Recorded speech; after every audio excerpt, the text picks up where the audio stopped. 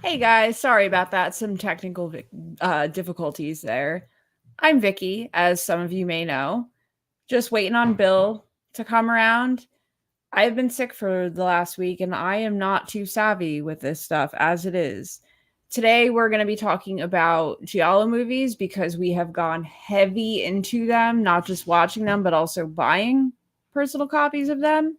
And for those of you who may not know what Giallo is, it is a genre of Italian thriller or horror film typically involving a murder mystery and characterized by graphic violence, eroticism, and an atmospheric, sometimes dreamlike blend of suspense and horror elements, and often a prominent, intense music score. We've been having a blast watching these the past few weeks, so we just decided now is as good a time as any to talk about them. And I don't know where Bill is at the moment. He stepped out, but I have someone else here unexpectedly. Oh, hello there. Hello there, Miss Victoria. Hello. And for you guys out there in internet land, what you might not know is that I'm your prototypical Giallo killer. You brought your gloves and all. I got my black leather gloves that I always wear. They're my favorite pair. Sometimes I slice and dice with a razor blade. Sometimes I use a switchblade knife. I've used an axe. I've used a spear. Sometimes I even use electric saws to kill these broads. And men too. I don't discriminate. I'll kill anybody. You do. Yeah. Every chance you get. But I want to commend you on given that beautiful definition of my exploits in these movies. That's exactly right, what it is. And did you know that Giallo means yellow in Italian? I didn't know that. You want to know another fun fact? Yes. Yellow in Italian is yellow in Italian. But it's also funny because Giallo also stems from a bunch of mystery comic books and stuff from the late 60s and the early 70s, and they're all colored yellow. And that's where it comes from. And that's why a lot of these Giallo movies have the yellow color. Interesting. Thank you. And I also brought you and your lovely husband this gift of J&B Scotch whiskey. Do you know why that's funny? Why? Because in all these movies, there's always some J&B whiskey in the background. The cast is drinking it. Hell, I'll even take a swig before I'm slicing and dicing sometimes. But I hope you enjoy a nice drink while you're talking about all my exploits in these films. Well, thank you very much for the gift. We really appreciate it. But Bill and I are sober, so more J&B for you. Well, okay. Well, maybe it'll be a nice backdrop in your little silly YouTube movie. Thank you for the decoration. It's much appreciated. Yeah, I just want to thank you all for coming and watching. Make sure you like their video here. Just like it right now. And if you like what they do, subscribe to the channel. They're really sweet people. And, you know, I don't always look like this. You know, Sergio Martino once in this movie Torso, he had me put on a ski mask to kill people. And Mario Bava, back in 1964, he made me not use the blackface covering, but it was like flesh-colored. Yeah, so it looked like pantyhose. Yeah. And then, what was that name of that movie? The Girl in Room 2A. You got it. I was covered in red. I had a cape. I was naked. I was in like this cult thing they had me doing. I was having sex with these women. It was crazy. It sounds like you had a great time, though. Yeah, it was great. I mean, but most of the time I look like this. This is my day-to-day attire. This is what I look like in most of these movies when I'm, you know, slicing and dicing. Yeah, doing your thing. And what was that really funny thing you read about these movies in the plot description? What was one of the words that they used to describe these movies? Eroticism? Man sucking on woman's breast. Yeah. Now, isn't that interesting? Yeah. And it's very funny because, I mean, I'll sit on the set of these movies and a woman will just walk into the screen and I'm like, well, she walked through the door. I bet she's going to take her clothes off. And she does, just like a rose. And I would get pretty excited. My razor blade would open real big. But anyway, thank you guys for watching this video. I think I hear Bill coming in the front door, so I'm going to let you guys get to it. Make sure you explain to him that that's a gift if he wants to drink it, you know. And there's a lot of movies that I've been in, so I'm really excited to hear what you guys think and what you think is good and what sucks. You are welcome to You know- stay and listen in. Maybe, I don't know. But thank you very much. And you enjoy their video, guys, okay? And until next time, you be careful or you'll see me. Okay, bye. Bye, pal. Thanks, Victoria, it was an honor. Thanks for not slicing and dicing me. Thank you for the new decoration. How could I slice and dice someone who's going to give such kind words about my movies and work? This is true. And make sure when William or Bill, whatever the hell you call your silly husband, wish him well for me, okay? I will. All right, you take care and your message. And you get back to, talking about these silly movies.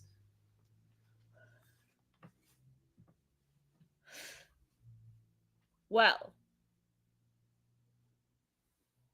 we've watched 49 Giallo movies and counting over the past 3 weeks, maybe a month. I don't know. I've lost track of time. I'm sorry. I'm very overwhelmed now. Hi, Mama. I see you commenting in there. I'm at a loss. I hear Bill coming.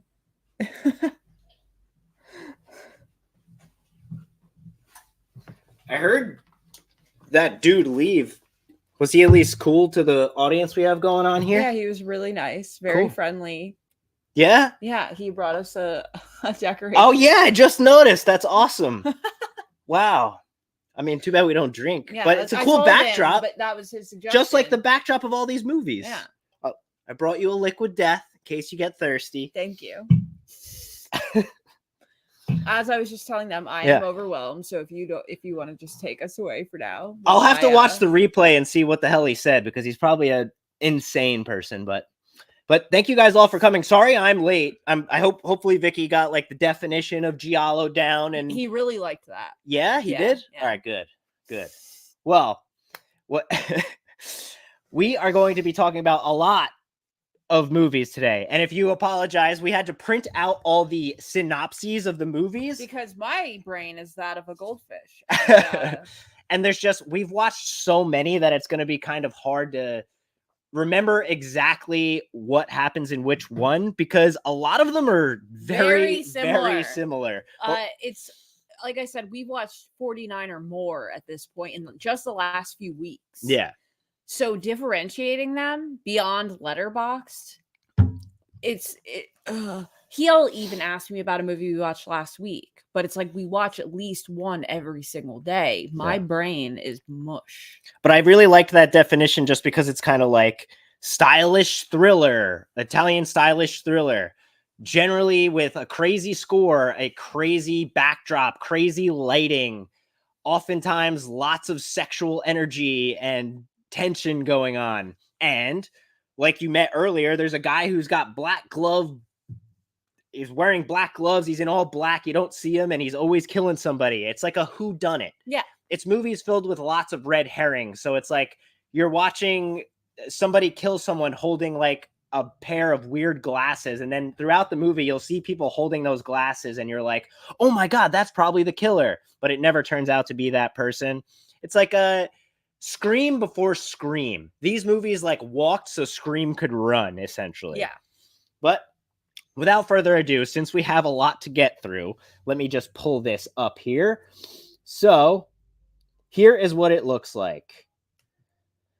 So we have a ranking system here where it's remarkable, good, meh, woof, and just total turd. And here's all the posters of the movies we'll be discussing. Granted, we did not watch every single Giallo movie that exists because there's like thousands and thousands of them. But if this is something you want to watch and have a Shudder subscription, they have a ton on there and great quality. We obviously have chosen to own most of them because we really enjoy them. But if you don't pay for a subscription service, Tubi, the free app, has shit just as much as Shudder, if not more. Yeah, just don't search Giallo. We learned the hard way that nothing will really come up. It's just a documentary that's poorly subtitled. we tried watching it once, and I know more Italian now through our Yeah, we've been like kind of subtly Learning. learning Italian. I feel like every time I walk in the door these days, I'm always like, prego. Yeah. But anyway, guys, because we have so much, let's crack into it. The first movie, let's put this to the stage here, is A Blade in the Dark, which, oddly enough, we just rewatched last night. So, here we go.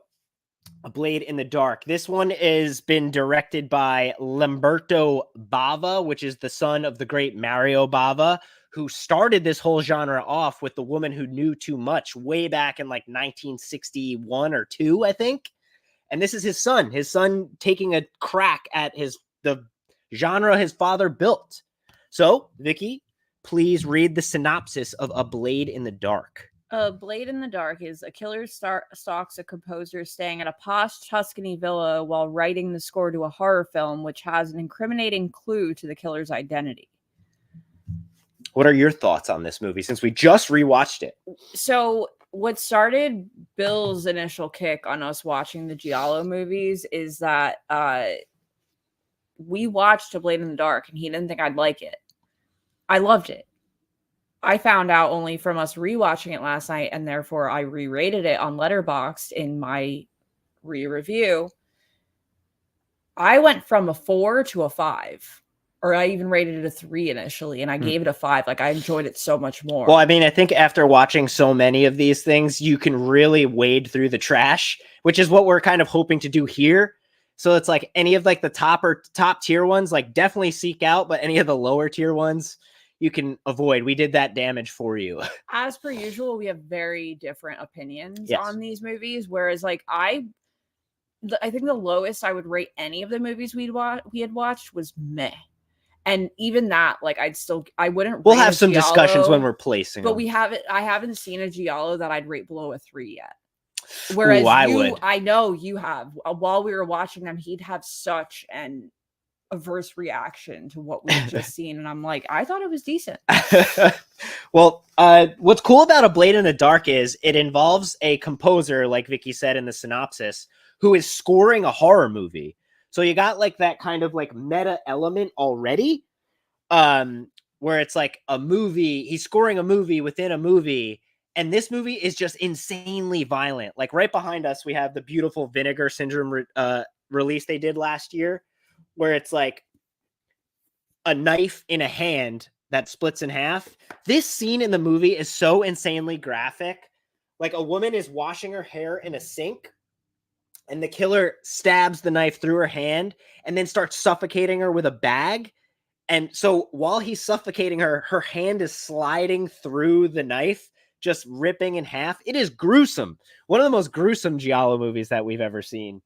But for me, it's great. It's got everything you want. It's got your crazy killer, which it doesn't have a black glove killer, ironically enough. It just has like a spoiler alert, a cross-dressing man who is struggling with his masculinity, I guess you'd put it as. It was giving me big Norman Bates and Psycho vibes. Yes, exactly. It is like kind of like a funny 1983 take on Psycho. Now let me pull this to the stage. Now, would you be adverse to me taking this one and putting it in Remarkable? 100%. Throw it there. Like I said, I rated it a 5 this time. What did I rate it last time? I don't know if you can look up your past scores. You can? Oh, yeah. Bill is back on Letterboxd, guys. Oh, yeah. You can follow me on Letterboxd. The links should be in the description. But yeah, you click on the 3 dots and then show your activity. So yeah, I went from a 4 to a 5. That's what I figured. So increase. I remember that's what I said at the beginning. But I remember already really enjoying it. But clearly, I enjoyed it more after the lengthy amount of Giallos we had watched. All right, so there you have it. Our first one up is Remarkable. Okay, so next, what do we got next on here? Okay, next up is All the Colors of the Dark. This was a Sergio Martino film, which I have come to learn that I really enjoy Sergio Martino's Giallo movies. They're very thought out, and every single one of them is very different in tone, in plot. I mean, there's a guy running around killing someone in all these movies, but like A given. why and how and all that is different through all his movies. Whereas a lot of Argento stuff kind of blends together. A lot of Umberto Lenzi's stuff kind of blends together. Mario Bava, same thing. But this one, why don't you read the synopsis? A woman recovering from a car accident in which she lost her unborn child finds herself pursued by a coven of devil worshippers. Yes. And this one stars the great Edwig Finch, who might be like my biggest Hollywood crush I've ever had. And I only just found out about her like 3 weeks ago. He's obsessed, like having me contemplate dyeing my hair black again. Because I'm like, damn, he like loves this woman. And then I was like, nah. But Edwig Finch and George Hilton are in this movie, and they are in like I think 3 or 4 Giallos together, which is like crazy. But whenever I see those names pop up, I know the movie's going to be pretty good. This one's kind of like supernatural in elements. It's like this woman lost her baby in a car accident, so she's kind of like depressed, down and out. And her husband is kind of just like da da da da da da. You know, they like tend to be in Giallos. Yeah. Another funny thing in Giallo movies is the police, or as they refer to them in Italy as inspectors, are very. They're almost like comic relief in all these movies. They're almost useless, which is really funny, and how they do it in each movie is hilarious. But in this one, because Edwig Finch is depressed and down and out, she meets a neighbor in their new apartment complex who says, I've got something for you that'll help. And they go to this cult that is essentially just stripping Edwig Finch naked and like having sex with her. And it turns out to be like a satanic cult that makes her forget all her woes to be happy. But what ends up happening is that like she's pursued by a member of this cult, making sure she's not doing anything wrong. So she's even more stressed out.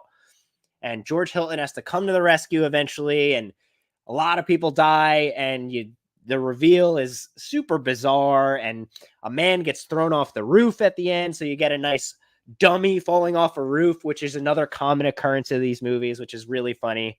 And like I said earlier, I really like Sergio Martino's movies, and particularly ones involving Edwig Finch, just because she is she's drop dead gorgeous, very easy on the eyes. If you've seen Hostel 2, she's the art teacher in the beginning. Eli Roth brought her in because he's such a fan of these movies himself. We went through and rewatched the first 2 Hostel movies just because they have a lot of like correlation with the Giallo films. And I didn't know that about Eli Roth, and regardless of my feelings about him as a person, that's phenomenal, and I love that.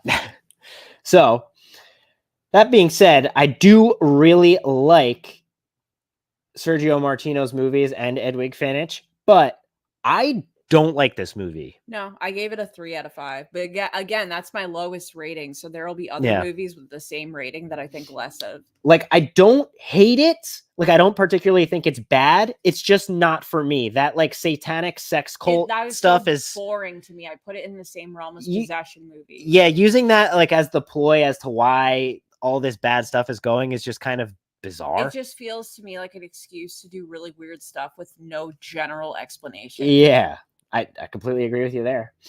Okay, so next up, what do we got? Oh boy, Arabella. I loved Arabella Black Angel. So Arabella Black Angel. This one, what year was this? This was very 80s. 1988. So a lot of these movies that we're going to be talking about today are from the 70s, and some even in like the mid 60s. So there's going to be very few 80s ones. The 80s ones tend to be like almost more filled with sex and more realistic violence.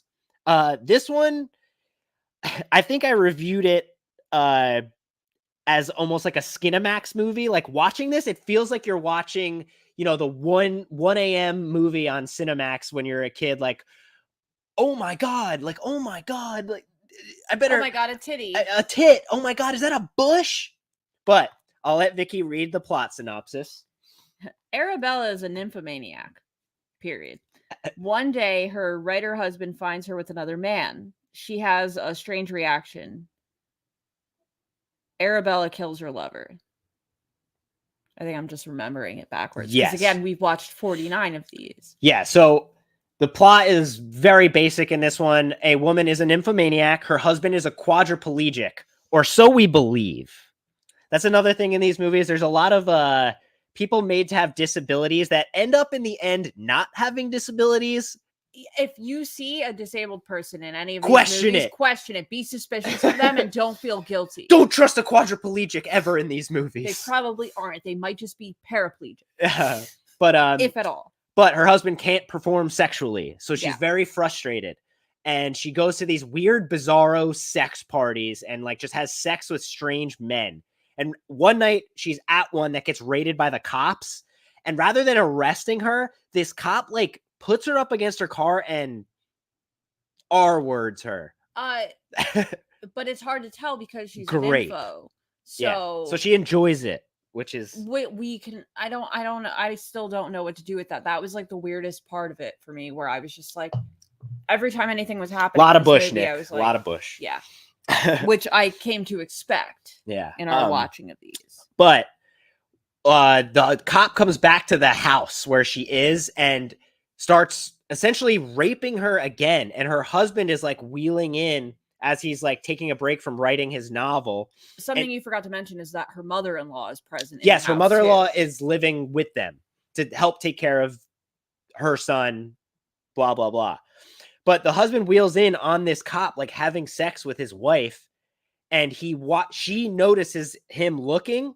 So I forget what she uses to kill him, but she grabs something and boom, pops the cop on the head and kills this guy. And they just get rid of the body. So now, because the husband sees this happen, it like inspires him and he starts writing great work again. He's been like having writer's block since he's been like crippled. So he's using these crimes as general inspiration and therefore also storyline to his writing. So he's making his wife go out and have sex with these strange men. Think Hellraiser and Julia. And he's like, yeah, kill them afterwards. So like he's forcing her to do this. Yeah, at this point, taking advantage of her being an info and therefore also striking her of this issue. Yeah, like letting her get her rocks off, but also like, hey, it's helping me too. Thanks, wife.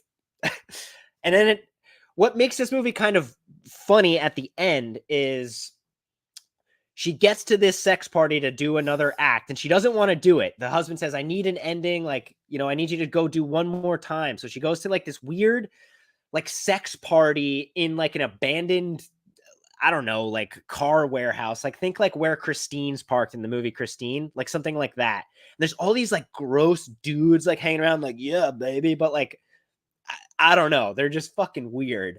It's like illegal orgies being held in secret there. So she goes there, grabs this guy, and then out of nowhere, here comes husband. And he gets up out of his fucking wheelchair and kills the guy. We were both like, you don't do that.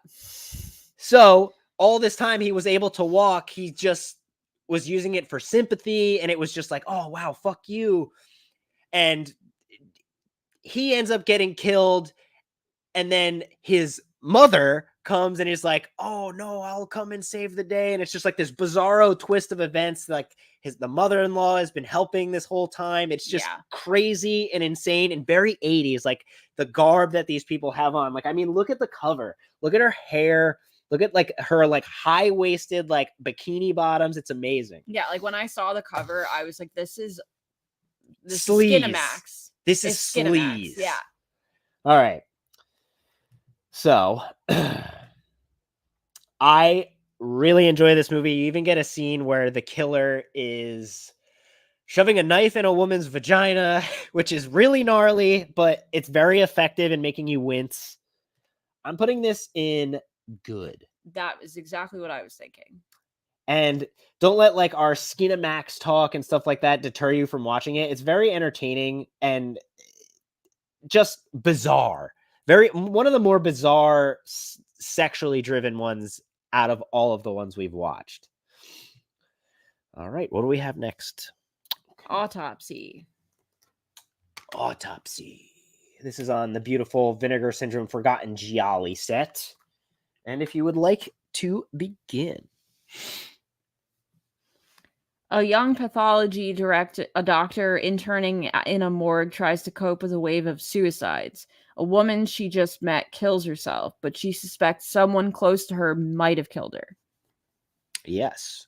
This one I really liked it upon our first viewing, but as we've watched more and more, I've kind of like gotten lesser and lesser into it. This woman is like working in criminology, but like sitting in on these autopsies, and she keeps having these bizarre visions of like the corpses coming back to life and wanting to have sex with her.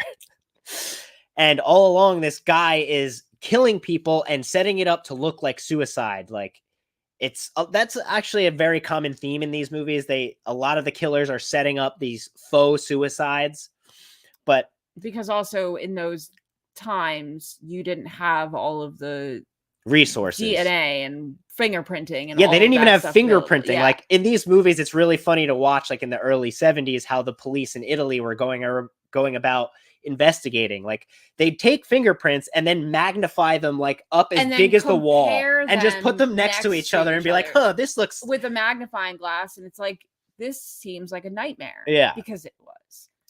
But I assume that had something to do with why the Giallo killers typically always wore the black leather gloves or any leather so gloves. no evidence left behind. Personal fun fact is the era of Giallo movies where they not only wore the leather gloves but latex gloves over the leather. Yeah. And I was like, gotta protect that leather, boy. Yeah.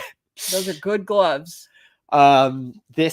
This woman who, when she's experiencing all these like crazy like visions and like weird, almost psychotic breaks, it almost makes you feel like, whoa, she might actually be the one who's killing all these people. Like it's going to be one of those movies where she doesn't realize she's doing it and you get the reveal at the end. Some subconscious stuff. But that is not the case.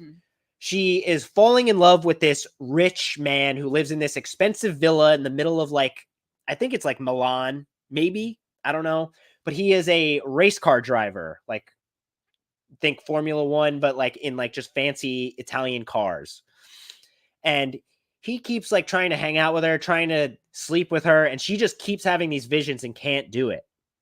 But the reveal is that this woman's father has like a apartment above her where he kept all these old books and documents from when like the famous like Roman fire or flood or Venetian flood happened.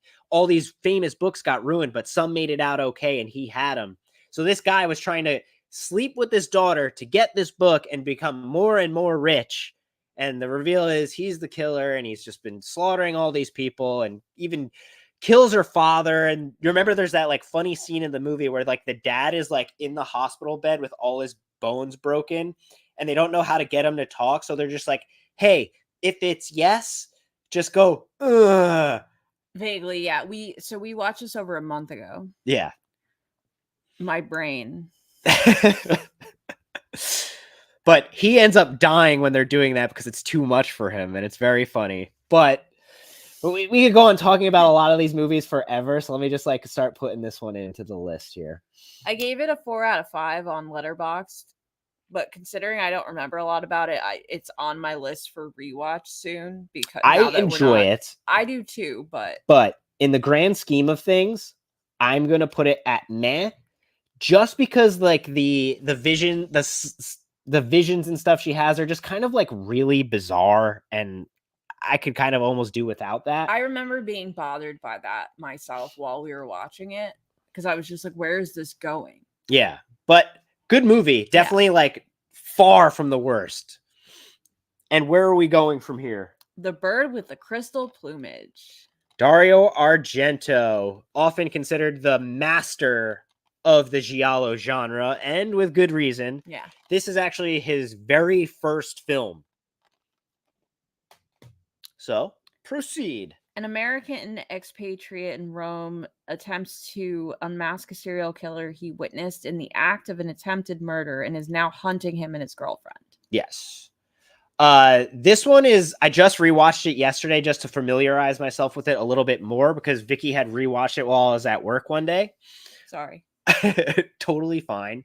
But this one has that classic Dario Argento feel to it. Like he has like this way of like having his director of photography like move the camera through scenes that is just so fucking awesome.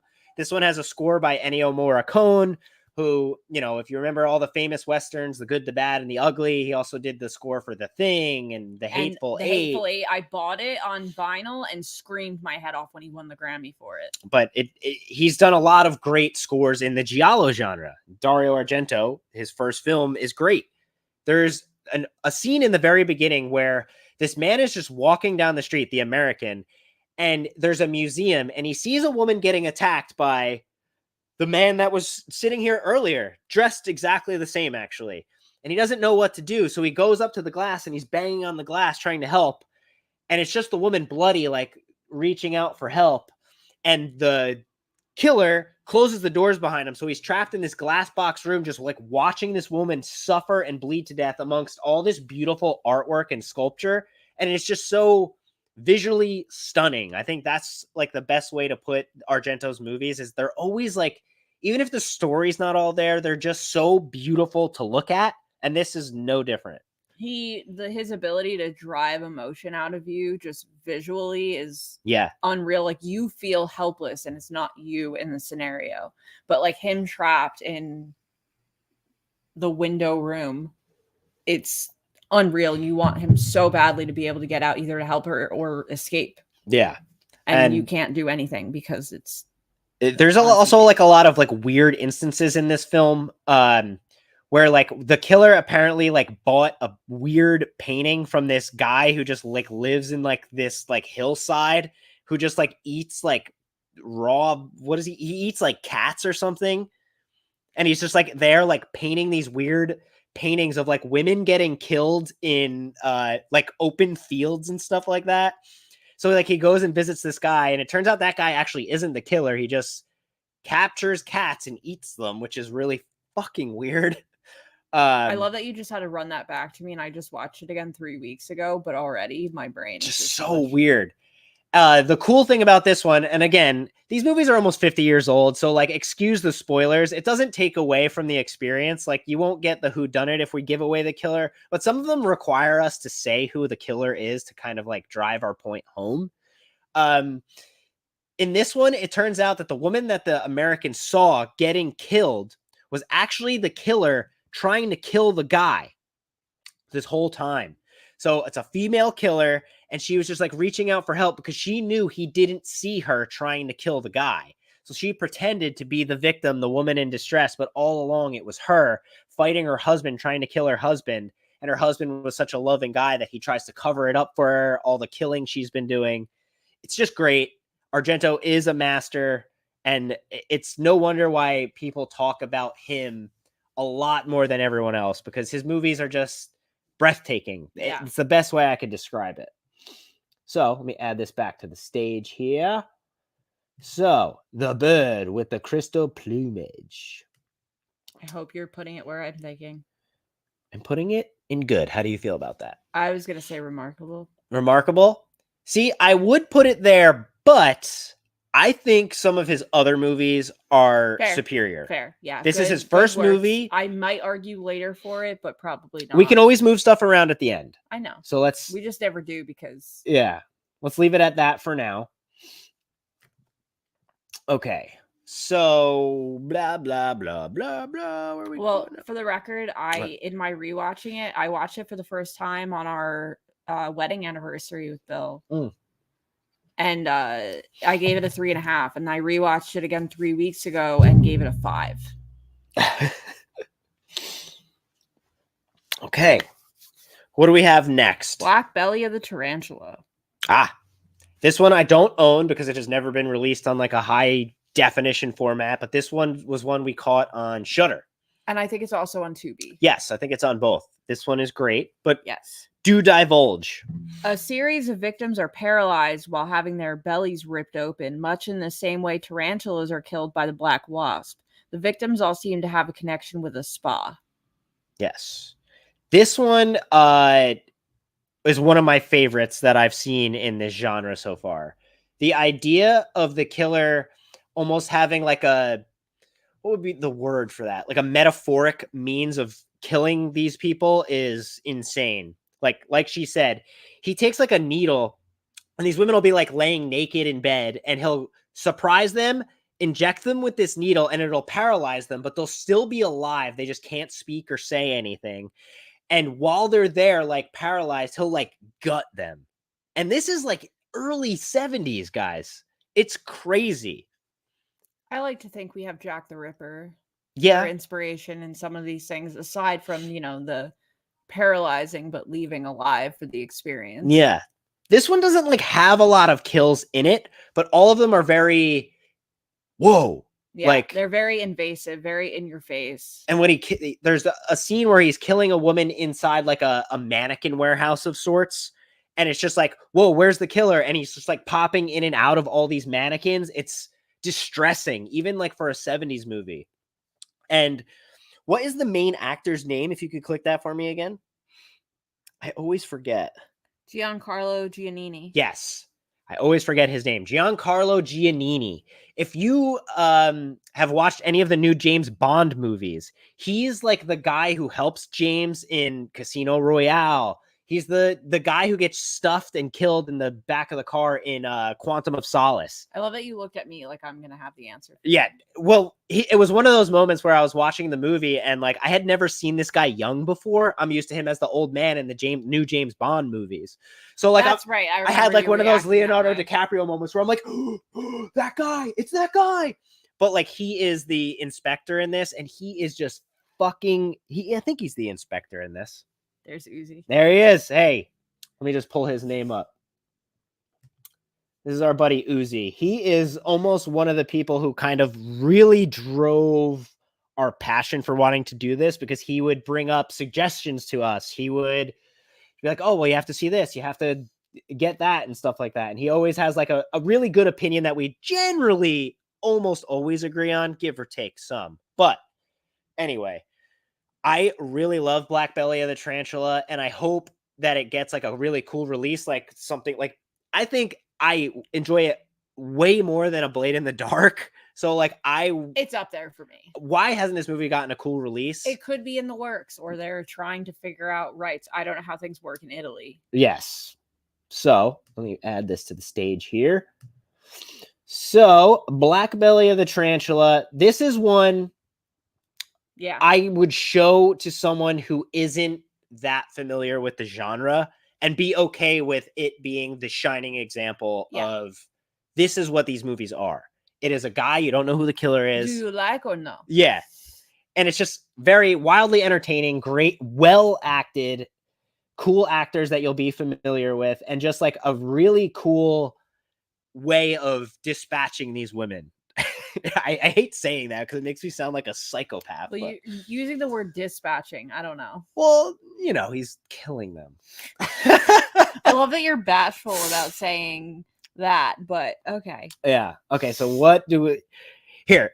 I am going to pee real quick. My apologies. I will be right back. I've just been like drinking soda like a fiend. So you entertain and you can talk to these people, and I will be right back to get on with the next one. Also, Uzi was answering your question about his name before. I'd like to point that out. Oh yeah. So, my apologies. No, Uzi, you're so quick, and I appreciate it.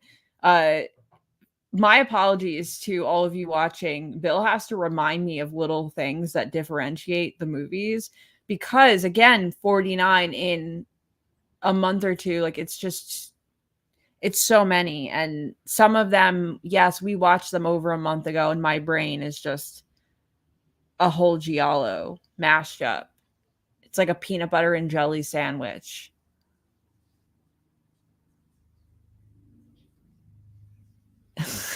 Yeah. Yeah, exactly, Uzi.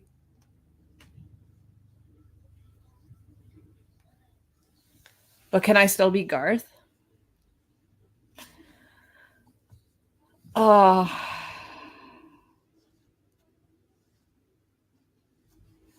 Hello.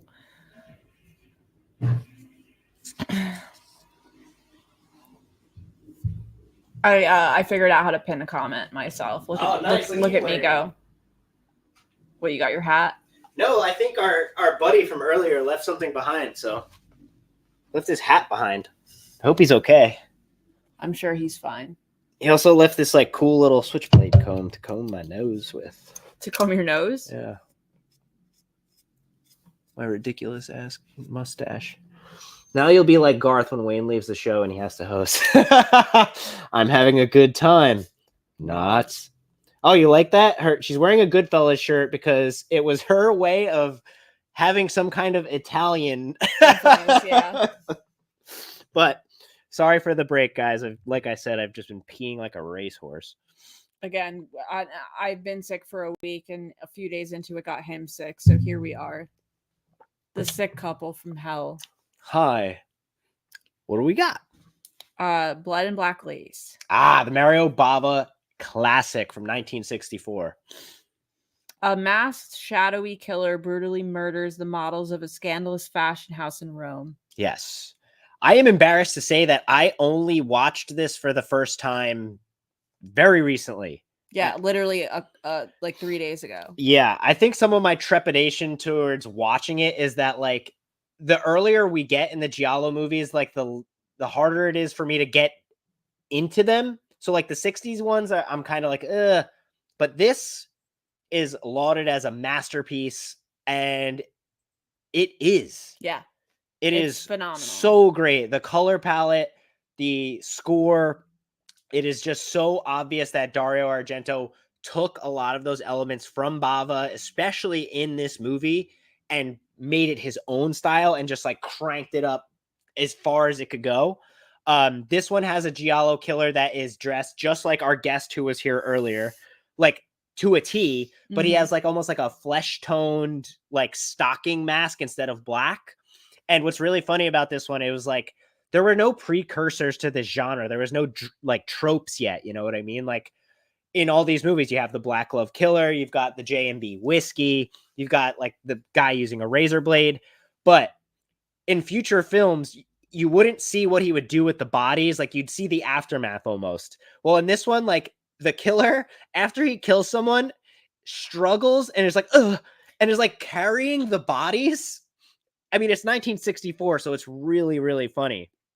But God, like the reveal of this one's great. Like she said, it takes place in a fashion house, which is really cool. So it's like all these models like changing and decorating all their gear, and the reveal is that like the one guy got like the woman pregnant and she lost the baby, but he wants to keep it a secret. So he starts killing all these people. He even like burns the one girl's face on like a hot iron. And then when he gets put in prison overnight because he's one of the people they suspect to be the killer, his mistress goes out and kills someone else just to alleviate the cops from thinking it's him.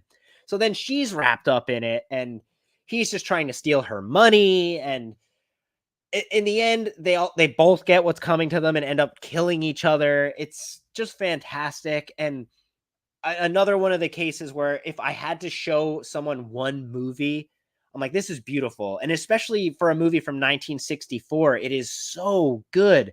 And the version they have streaming on, was it Tubi?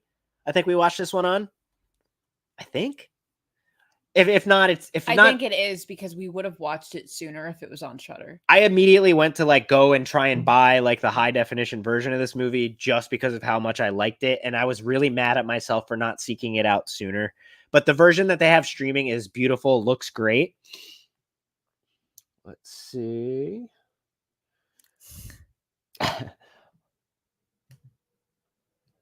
This is my mom. She's never seen any of them, and I'm intrigued now. Mom, they are free to watch, and I'm sure because you have like the Fire Stick thing, you could find a lot of these if you're interested. And I know you took me to all these movies when I was a kid, so you'd not be really, all these, not all these, but like movies that are very similar, Americanized. Yes, and as Uzi says, for Blood and Black Lace, one of those movies that is worth it for the 4K. I gotta say, I agree. Even just seeing the streaming version. Yeah, you can absolutely see how movies like Friday the 13th got their start here. So let me add this to the stage here. Blood and Black Lace. No brainer. Remarkable. See, I would have said good for that one. But really? Do you want to? No, it's fine. No? Okay. It's a trade-off because you put one in good that I would have put in remarkable, and it's fine. Okay. Well, like I said, we could always change it. It's a tradesy. Yeah. I'm treating it as, because I have a lot that I would put on remarkable, and I'm sure you would too. So Yeah. I'm like, this is We'll definitely get that. Yeah. Oh, Nick, you inspired me to buy more physical media. Let me see. I recently bolstered my library by 200%. Holy shit. Don't blame me when your wallet's hurting, buddy, because I'm in that same boat. But we've yeah, traded places now. He keeping has physical new packages downstairs every day. keeping physical media alive, man. I mean, these things are gonna just disappear if you don't have it yourself, you know? Yeah, and when our internet went out one night and it's time to put on the police procedural to fall asleep to, We got DVDs and Blu-rays and 4Ks to put on, baby. All right, next up, a favorite of mine. The Case of the Bloody Iris. Okay, let it spill. Having recently escaped the clutches of a hippie sex cult, fucking cults, a beautiful model is pursued by a serial killer whose previous victims include former occupants of her new apartment. Another film starring George Hilton and Edwig Finch. Wasn't this the one that kicked off your obsession? This was the first one we watched with them in it. And this one is awesome. This one's actually getting like a release, I think, this year for the first time since DVD days. Like Vicky said, it's about Edwig Finch in her younger years was married to this guy who like had a hippie sex cult. That's exactly it. Like he would just put her in this position where she was having sex with a ton of people with him. So she leaves him and wants to start a new life in this new apartment. But what she doesn't realize is that in this new apartment building, people have been getting killed. There's a really graphic murder at the very start of this scene where a woman is riding up the elevator, and you expect nothing to happen yet because, you know, like, oh, the movie's just starting. Well, it gets to a floor, and all of a sudden this woman is getting brutally stabbed, like in this bright fucking elevator. It is awesome. It is gnarly. You know, a woman is drowned in a bathtub in this movie, but Edwig Finch and her friend move into this room that the woman drowned in the bathtub in, and all these bizarre occurrences start happening. So she immediately thinks it's her ex-husband from the sex cult coming and killing all these, like starting trouble and killing all these people just to get her back. Well, yeah, that'll do it. Well, eventually he gets killed, so it's obviously not him. So the suspicion turns to her new beau, George Hilton, a familiar face again. And she thinks it's him. She thinks it's this guy down the hall. She thinks it's this woman down the hall. It's just an awesome whodunit filled with lots of red herrings. You think it's so many people. And the killer is just like taunting her, like coming in the room at night and like prodding at her and like taking her clothes off. Like, I mean, I'm not going to complain seeing her naked. All right. Like, dude, she is awesome. But this movie's a lot of fun. Like I said, lots of red herrings. So like as you're watching it, you're like, oh shit, it's not him. Oh shit, it's not the guy who's all melted in the face, like that this woman down the hall's keeping in a closet. Like it's great, and you get a great dummy fall of someone falling down the stairs in this one. All of the tropes that we both look for, but I know when Bill is going to giggle. Yes, but I really love this. La la la la. It's all about ownership, baby. That's absolutely right. And I think the 4K comes out in April. Blood and Black Lace? No, Case of the Bloody Iris that we're talking about now. So let me add to the stage. You would know more than I would. Yeah, it's like a new company, like Celluloid Dream or something. Oh, yeah. Now, you might think by my excitement of talking about this movie and Edwig Finch, I would put it in remarkable, but I am not. Wow. I love this movie. It's great. It has everything I want from this genre. I am going to put it at good. How do you feel about that? I agree. Yeah? Yeah, I was ready to argue. Great movie and a fantastic introduction to George Hilton and Edwig Finch as like mainstays in this genre. So let me get back here. Okay. What do we got up next? The Case of the Scorpion's Tail. Another Sergio Martino joint. I picked up this like Sergio Martino collection just so I could have like a couple of these movies because I have really, really enjoyed all this guy's stuff. So yeah, Case of the Scorpion's Tail. I think this is one that I was in and out of paying attention to because I didn't rate it. So I think it was like a... Yes, you actually, when this one ended, you're like, how did this one end? But didn't I fall asleep through that one? This is the one that I rewatched the last 30 minutes the next morning because I was like, I have to know because I really liked it. So on weeknights when he has work and I'm off, we'll watch like one Giallo, which one a day I can handle without it turning to mush. But on weekends, he'll play like 4 or 5 in a row, and that's when it all mushes. And that was part of it. I was just out of it. Let the people know what it's got. The Case of the Scorpion's Tail. An insurance investigator tries to determine if any irregularities in the policy of an heiress's dead husband, but soon finds himself suspected of her murder. Yes, this one also stars George Hilton once again, not Edwig Fenech in this one. Like she said, a woman's husband is in a plane accident. It explodes midair. And what she doesn't know is they were getting separated, I believe, but he didn't have a chance to change his will, so he left her $1 million. Which in that time frame. So she learns this and is like, well, okay, I'm going to go take this $1 million. So in doing that, she runs afoul of her separated husband's mistress. And George Hilton is the insurance investigator, following her every move, seeing what's going on, like making sure this isn't some scam, making sure she didn't blow up her husband's plane.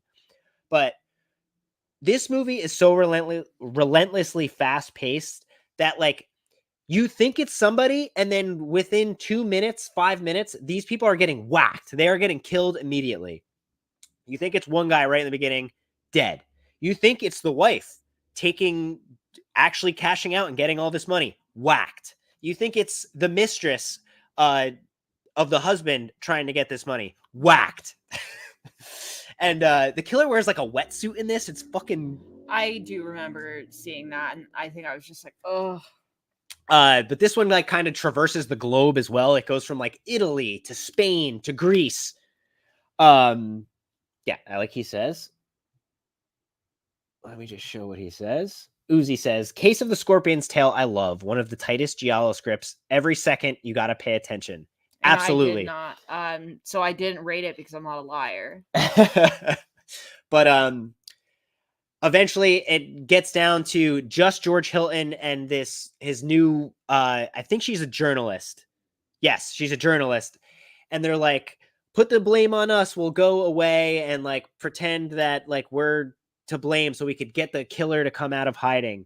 But the big reveal is that they're going down there because George Hilton has been stealing all this insurance money and tucking it down away in like this beautiful, like little island, that cave thing that he's got, and he's diving down, and like the journalist has no idea. And she's like, oh my God, she catches him like hiding all this money, and he tries to get her to join in on it, but she doesn't want to. She's like, you killed all these people. What are you doing? And blah, blah, blah. The inspectors finally show up and save the day and fucking gun George Hilton down. And it was nice kind of to see George Hilton as the bad guy, I think, for me too, because we had watched him be like this lover of Edwig Fenech in all these movies. And it's just like, he's the nice guy who saves the day. But in this one, he's the fucking bastard that like is causing all this trouble. And it's just like, hell yeah, he finally gets his comeuppance. But yes, this movie is relentlessly fast paced. So much happens so quickly. And it's just a great one. So I won't fight you on any tiering because I don't know. I am putting this one in remarkable. Oh, wow. Okay. This movie is great. I'll actually give it a real try. What is this? Okay. So, yeah, I mean, this is a great movie. It has all the tropes of the genre. And like I said, a lot of these movies are slow paced. So for this one to like be as fast and quick moving as it was like a nice change for me. Now, what do we have next? The Cat O' Nine Tails, which we also watched the first time on our wedding anniversary. The Cat O' Nine Tails, Dario Argento's second film. I also just rewatched this yesterday to refamiliarize myself with it. This takes everything Argento did with the bird with the crystal plumage and almost like kind of amplifies it a little bit. I think he's even said that it's like almost like a pseudo sequel with just like more American cinema tropes instead of primarily Italian, and he doesn't like it. But to me, this is even better than Bird with the Crystal Plumage. But let the people know. 2 journalists try to solve a series of murders connected to a pharmaceutical company's secret experiments, becoming targets of the killer themselves. Yes. I think where this one succeeds, where Bird with the Crystal Plumage kind of falls a little flat, is that a lot of the characters are quirky. Like one of the main characters in this is a blind guy who has like a little girl who's his best friend because he has no friends. It's like I don't remember if they're related or not. I don't think so. I could think be wrong he, about like, that. refers to her as like his niece or something. Because this was another movie that I watched again while Bill was at work. That's why I refamiliarized myself, because I figured you'd have a little bit more to say about this one. I never do, but also my throat hurts. I also didn't I've only seen this one a few times, so I wanted to have more to say. Yeah, the little girl calls the blind man Cookie. Yes. And I loved their relationship. Yes. And loved it. The plot of this one, like Vicky said, is that like there's a pharmaceutical company pharmaceutical company coming out with like this new wonder drug, and like this other company never is. Yeah, this this other company is like, oh no, they're gonna beat me to the market. So like all these people start getting whacked, man, and in brutal ways, in classic Giallo ways. The score is done again by Ennio Morricone, so you know that's good. And the quirky characters are incredible. And the inspector's assistant, I believe, in this one is really, really funny. Every time he's on the screen, he makes a comment about his wife's cooking, but not in a bad way. He's always like, my wife, they're like, I don't want to hear it. Yes, anymore. they actually, it's hysterical, and I respect that so hard. They actually verbalize it. Yeah, like he's just like, my wife, she adds ham to it, you know? And he's like, I don't want to hear it. Yeah. He gets really bummed, which bums me out, but at the same time, like, bro, find a new topic to talk about. Yeah. But the plot of this one is just very believable, and I like that. And I love Cookie's relationship with his niece. Yeah. It's so and she gets kidnapped at one point, and his determination as a blind man who's even so blind helpless, to find her. It's a great combination. And the American guy, like as our lead, is like a great him like partnering up with the blind man to solve this case that they don't need to do. They don't need to solve this. The blind man's entire point, anytime anyone asks him, like, why are you so invested in this? And he's like, I love puzzles. Yeah. I love solving puzzles. And I'm like, yes, and that gets them enveloped in the killer's web. Yeah, but hey, God. Eventually the killer does die in a very awesome climactic ending, I believe. They're on like a rooftop, and the blind man pins him. The blind man has like his seeing eye cane is actually a knife, so he like pins him against the wall with like his knife, and he's like, "Where's Giallo? Where's the girl?" And he's like, "Oh no, I killed her." So like eventually, like he just like pushes him down this elevator shaft, and he just fucking splatters on the top of the elevator after trying to grab the things. It's awesome, great movie, and this one should be of no surprise after talking so highly about it. I love this movie. Yes. Cat o' Nine Tails is... Hell yeah. This is the right poster, right? Oh, no, it isn't. My bad. Let me pull this away. Sorry, my posters are not in alphabetical order, and I thought You blew it. But here it is. Cat o' Nine Tails. This shit is remarkable, and it bests Bird with the Crystal Plumage in every way. Not that movie's bad. It just it takes what he succeeded in there and even amplifies it. Yes. All right, what do we got here? So Uzi says, sorry guys, we were neglecting the chat. Usually when directors say they hate a movie, they don't know what they are talking about. I completely agree about that. Let's see. In Suspiria, people high five about Suspiria, but give me Cat o' Nine Tails over that any day. Interesting. Yes. I agree. I prefer Suspiria, but he's a Suspiria freak. I love Suspiria, and we're not going to be talking about Suspiria today because that is not a Giallo. It is a witch movie. Yeah, it's an Italian witch movie. It has Giallo elements, but it is not a Giallo. Where are we at now? Next one. Crazy Desires of a Murderer. Okay. A rich girl invites a few of her friends, including one she befriended during a recent trip to Asia, to her family manor to spend the weekend. Soon, somebody gets horribly killed, and secrets and dark desires begin to unravel.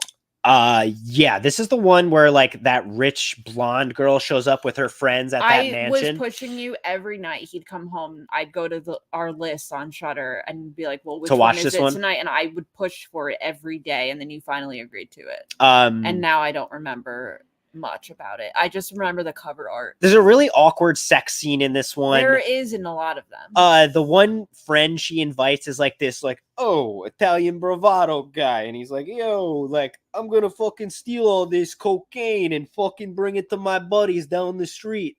I hated every character in this fucking movie, and the sex scene is gross. Like, it almost looks like the scene smells. Like it stinks. Like it looks like it stinks.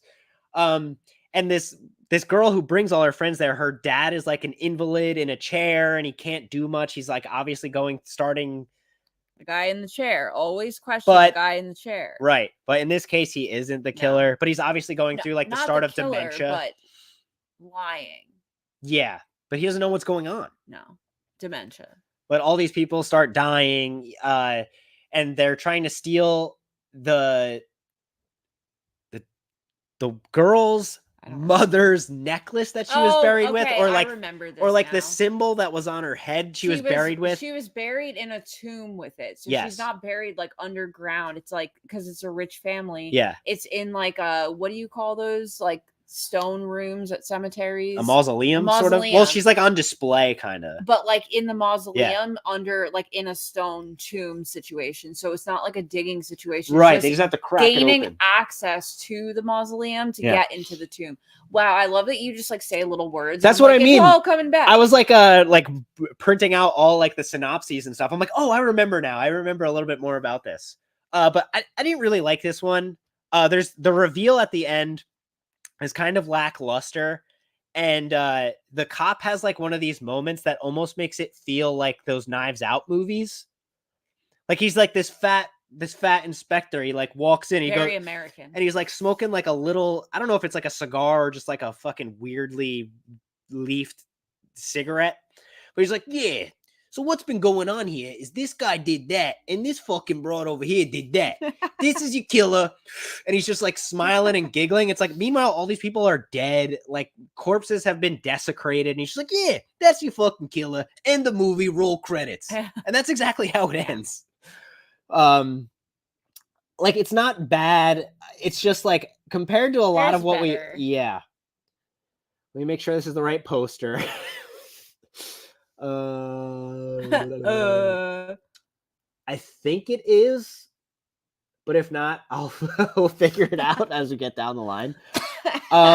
Listen, I'm putting this one in turd. Oh, okay. I don't ever need to rewatch this one. The way I talked about it might have changed my mind. Oh, here. But yeah, turd. Our first turd of the night.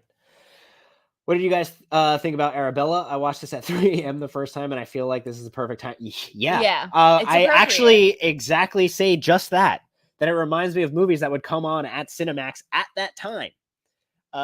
We love Arabella. It was so great. Much fun. Classic 80s. I wanted to rescue her. Half porno type shit. And like the idea of this woman who's a nymphomaniac being further forced to have sex. And not in ways that she wants. Yeah, it was great.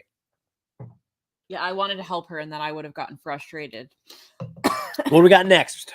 Dark Glasses, which we just rewatched. Rewatched this last night too for the second time. And second time we've ever seen it. That was another movie that you didn't think I'd like because I wasn't that into Giallo when it was released. Yeah, this was Dario Argento's latest movie, which he expected it to be a giant turd sandwich. Yeah, because a lot of Argento's stuff like post 80s was kind of like ugh. And especially his movie prior to Dark Glasses was a Dracula take with Rutger Hauer, and it is one of the worst movies I've ever seen. But this was great. He goes back to his roots. It's simple.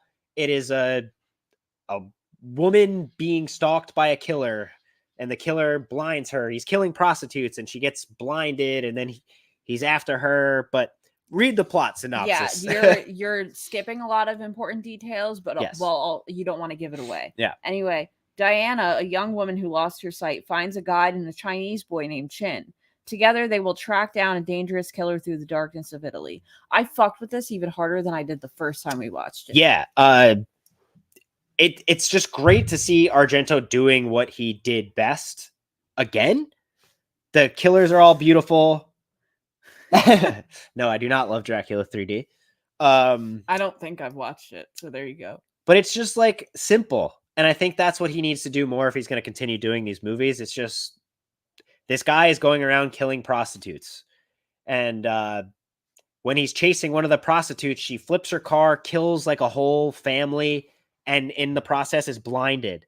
And the son of the family she killed, he's at like an orphanage. He's at an with orphanage. nuns and that whole and tale as old as time. Him and her end up linking up. Like, I want to stay with you. I don't want to stay in this orphanage. And he doesn't want to go to a group home, understandably. Yeah. But then the killer finds out where they live and is coming to get them. Yeah. And Argento's daughter, Asia Argento, is in this one. Not cringy in this at all. No, like, she actually does a I great job. Really enjoyed her role and her abilities. Yeah, she's like a person who, if you get like a debilitating injury, like this woman is blind. Yeah. So she has to learn how to be blind. You know what I mean? She has to understand the ropes. So Argento shows up and is like, here's your cane.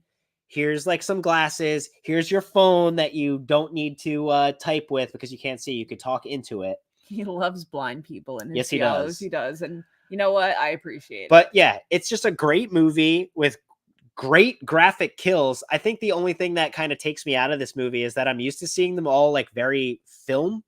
And this is obviously shot digital. And all the blood and guts in this are very realistic looking. It looks like blood and not red. Like, it looks real. It's a newer movie. Exactly. So I expect that. But like, part of the charm of these movies to me is like how red paint looking the blood looks. But it doesn't take me away from the movie that much. It's still great. They're even getting like a scene where like her dog, the blind girl's dog, like rips the throat out of a guy, just like in Suspiria, like classic Argento shit. But the reveal is interesting. It ends up being this guy that she refused to have sex with because he smelled, which is really funny. Honesty. Yeah, but honestly, I can't believe how good it was, and I'm taking it back by how much I enjoyed it. I am putting Dark Glasses in good. Yes, that's fair. Not remarkable. No, Argento has a lot more that are remarkable, but if anything, the main thing that's remarkable about Dark Glasses is how much I enjoyed a newer movie from Argento. Yes, same here. For different reasons than you, but still. Yeah. The next is Death Walks on High Heels. Again, this was a movie we watched on a weekend day when Bill played 4 or 5 Giallos in a row, and my brain just turned to mush. And I think this was the last one that I was in and out of, but like still paying attention enough to know what was going on for the most part. Read us the plot, baby. I was about to, but I'm just checking it out. No. After a French stripper is harassed by a man who wants a cache of diamonds stolen by her late father, she flees to England in the company of a doctor, but danger follows. Yeah, this one is interesting. I'm trying to remember. I get this one and the other Death Walks one confused. Well, and weren't we watching the same character intro? And the one guy, the director or something, was saying that one was a sequel to the other, and then they had and we ended up watching them backwards. They're not sequels. They had nothing. But they had the do with same actors in it. But they didn't have anything to do with one another storyline wise. So it was just like confusing. And I think I was also just angry at that point. But yeah, here we'll talk about both of them at the same time. So read the next description. So this is the next one. Death Walks at Midnight is during a drug-fueled photo shoot. A model witnesses a brutal murder in the apartment opposite hers and is forced to become an amateur sleuth to unravel the mystery. Yeah, so both of these movies have the same exact actors in them. So you have Susan Scott and what's his name? Simon Andrew. Both play different people in both movies. Death Walks on High Heels involves like this French stripper who is not even really a stripper. She's almost like a burlesque dancer. And she doesn't realize that her father, who she's estranged from, is like robbed like a bunch of diamonds and got blinded in the process by like his fellow bank robber with a blowtorch, accidentally blinds him. And the killer in this movie keeps like attacking her in the middle of the night, like, where are the diamonds? And she's like, I don't know what the fuck you're talking about, man. But he has these blue contacts in, so she knows immediately he's got blue contacts. So like one day she sees like the blue contacts in their medicine cabinet, so she thinks it's her boyfriend. And they keep finding them throughout the movie. Yeah. So she shacks up with this like guy that has been giving her a lot of flowers and attention at the strip joint. And he takes her to his little like villa on like the sea, where he like brings her around town. Like, look at my young, look what I can do. Yeah. Look at my young, beautiful girlfriend. And everyone's like, that ain't your fucking wife, dude. Like, what are you doing? But really bizarre.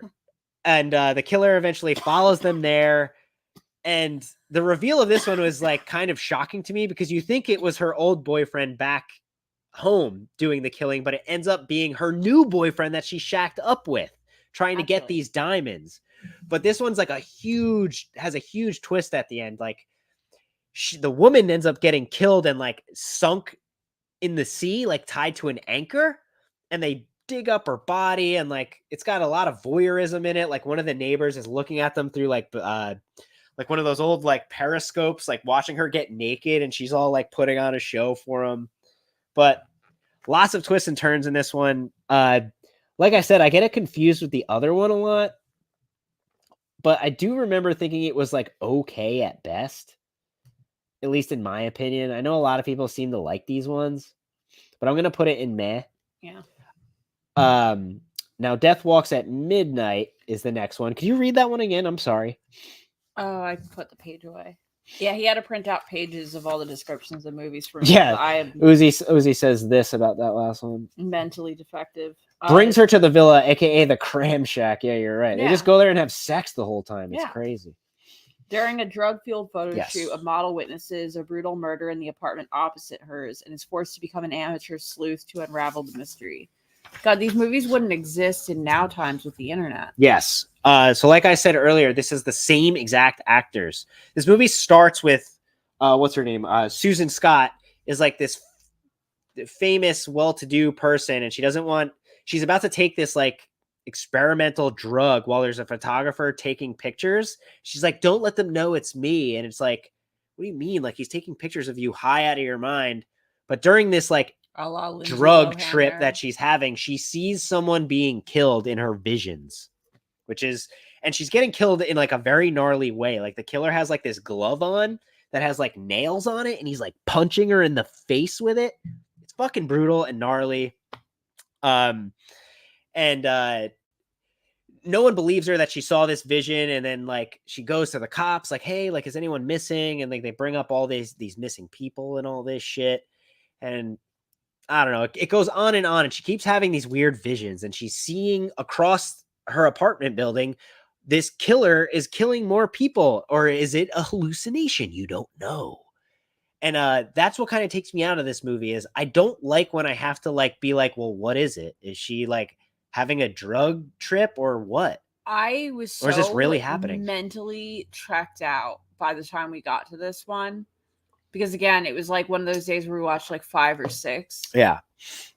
There is a cool moment at the reveal is that it's her boyfriend. I'll rewatch both soon.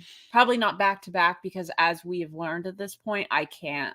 But her boyfriend like has her like tied up at one point, and like the journalist who was taking the photos comes, saves the day, and they have like this big long chase scene on the rooftop, and like he ends up throwing one of them off the roof. It's great. But the movie overall is like kind of forgettable to me. Let me pull this up. I honestly, I like this one even less than the other one. I won't fight you on either because I'm gonna put it in woof. Like I don't ever need to rewatch it. I'm going to, just because I paid 0 attention the first time. Yeah. Okay. So next up, This one, well, let's talk quickly about this one because everyone's heard of this one. Even if you're like not a huge fan of Giallo movies, this is the one that always gets brought up. It is Deep Red. I'm almost offended because I want to dive in head first to this one. I fucks with Deep Red. Deep Red is my favorite. It's in my top 3 easily. I don't want to say Dario my favorite. Argento again. Like, after like taking a bit of a hiatus from the Giallo shit that he had going, he made like this like weird movie called 5 Days that like didn't really take off too well. So he comes back with Deep Red and he takes everything he did with his other movies like Four Flies on Grey Velvet, Bird with the Crystal Plumage, and Cat of Nine Tails, and just fucking cranks it to 1,000,000. And this is the first time he uses the band Goblin to score the movie. And this is where like the Argento is fucking born here for me. Like this and Suspiria, like the score's awesome. The crazy colors that are in this movie, the blood and gore is just so graphic, and like all the characters are like crazy likable. There's just insane things going on. Like there's a scene where like a doll is like running down a hallway like this at some guy, and you're like, what the fuck is going on? There's bodies buried in walls in this movie. It has everything. Yeah. It has it all. Read the plot for those who don't know. A jazz pianist and a wisecracking journalist are pulled into a complex web of mystery after the former witnesses the brutal murder of a psychic. Yeah, he's like outside a bar in this great, beautiful, like Roman landscape. Like Argento has this ability of filming this small space, but making it feel huge. It's not even an ability so much as he finds the largest inanimate objects to put people, the actors in the movies next to make the objects seem larger than life, and therefore the space around them larger than life. Yeah. I've just noticed this. He's outside like he's outside the bar with like the drunk guy. And he looks up and like this beautifully framed shot of this woman in a window, like getting her throat slit and fucking landing on the glass. And he just like runs up because he's like, oh my God, solve the case right away. But in classic Giallo fashion, it's complete absolute citizens not involved with the polizia at all. Yeah. Getting involved, solving the crime, or doing more than the polizia do. This movie also has like a double reveal. Like all the throughout the whole movie, you're like seeing these weird clips of this like young kid set to an eerie tone that Goblin does. And you're like, what is this? And it turns out like the kid is one of the killers, and then his mother is coming and protecting him, and she was there when the police were there hiding in plain sight. It was great. Oh, KSR, thanks for showing up, my dude. Hi. Deep Red is definitely in my top 3. Dude, it's honestly my 100%. Favorite. There's no reason why it wouldn't be. Yeah, as they named the damn store in Italy after this movie. Yes, Dario Argento store, Profondo Rosso, as Deep Red is known in Italy. But this should come as no shock. I don't want to talk too much about this movie because it really is everything you want in a Giallo movie. Yes, put it right there. And it's just great from start to finish. It's immensely rewatchable. The score is amazing. The amount of times I'm just listening to even just the score, not watching the movie and just getting a kick out of it. We both pulled up playlists on Spotify, Giallo playlists with the scores and theme songs of these movies, and listened to them. Rather than listening to real music. Well, not that this isn't real music. I know. All right, what do we got up next, my love? Don't Torture a Duckling. Oh, another one I don't have. But this is a Lucio Fulci movie. Also on Tubi. Yes, we watched this on Tubi. I had never seen this. I'm a big Fulci fan, but not so much for his Giallo movies. Like, I like Zombie. I like... and Zombie is in the same... It's by a technical Giallo director, but this is... he made Zombie. I know, but that's what I'm saying. Like how people put Suspiria into a Giallo. Yeah, they just kind of lump them all together. Yeah. Gotcha what you're saying. That's all I'm trying to say. But yeah, Fulci made one of my favorite movies of all time, The Beyond, City of the Living Dead, like House by the Cemetery. I love Fulci.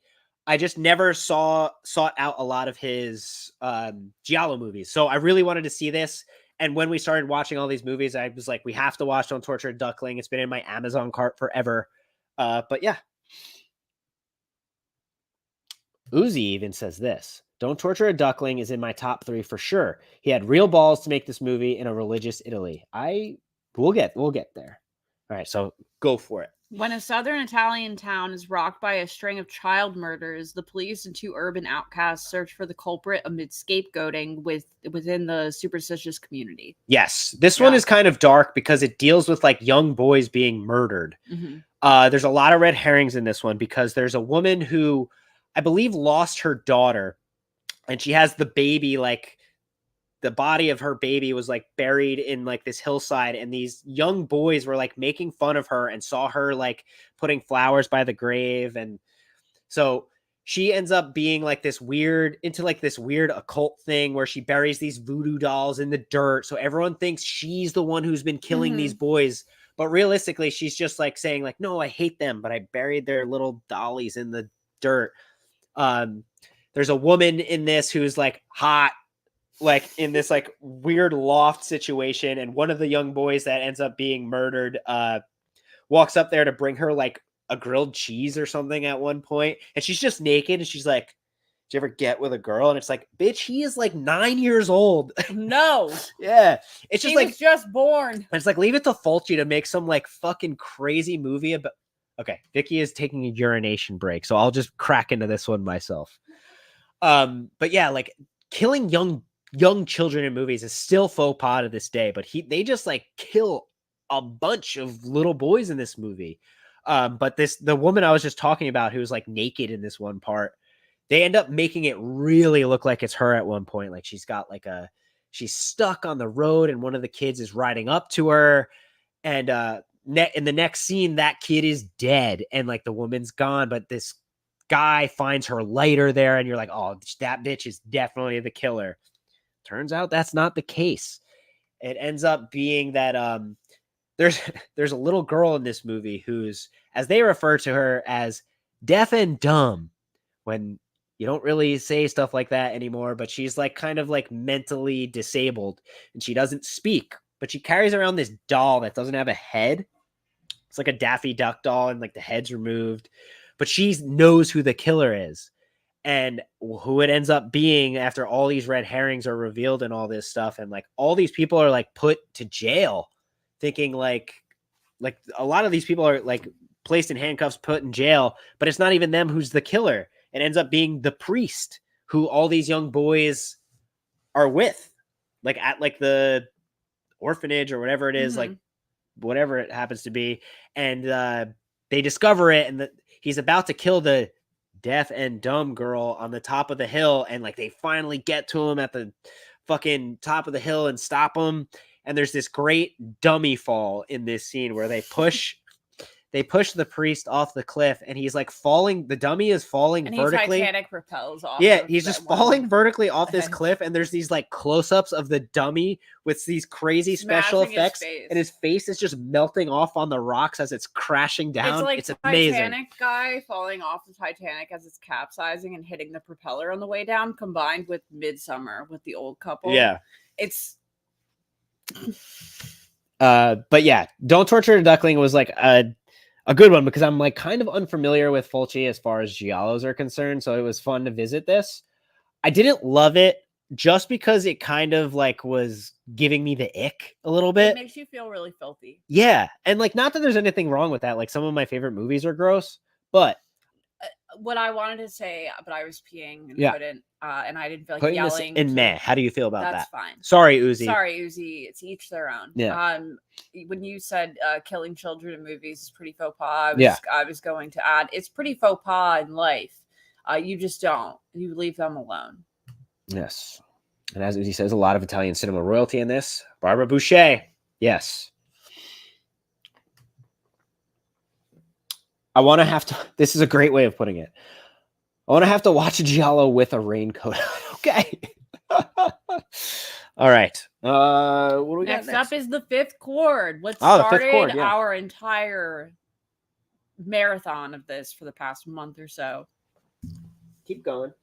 Again, it started with us discovering Shudder has a lengthy list of giallo movies available to watch.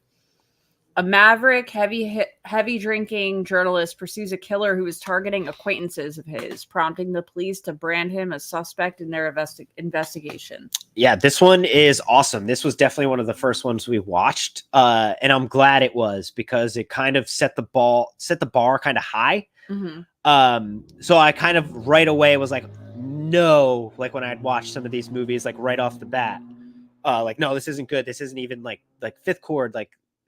The lighting and framing in this movie is so beautiful. Like, you don't even need to like these movies and be able to appreciate how well shot and beautiful it is.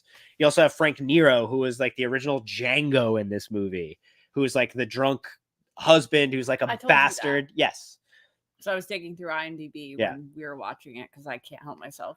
But this one's a lot of fun. Like I said, there's a lot of like great backdrops in this movie. Like there's like these weird spiral staircases, and like the way like they choose to show them on film is like gorgeous. Like it looks crazy.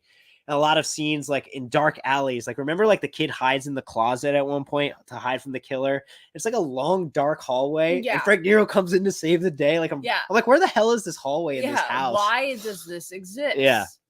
But really enjoy the Fifth Chord. Yeah, I remember when we were watching it, we were like, "What is this called again?" Yeah. And we had to keep tapping the remote to see what the title was. Franco Nero. Yeah, that's right.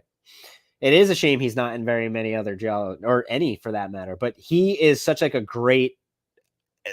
What is it? Protagonist or antagonist? Protagonist, right? Antagonist is the killer essentially, right? Yeah, he's a problem, great protagonist. The problem maker starter. Yeah. And what was cool about this one is like the killer kills on like a certain day of the week or whatever. And the reveal is that like the first attack is the guy who survived, but it wasn't on the day of the week where he kills someone. We watched this so long ago. It was a month to a day ago, but that's a long time in my world.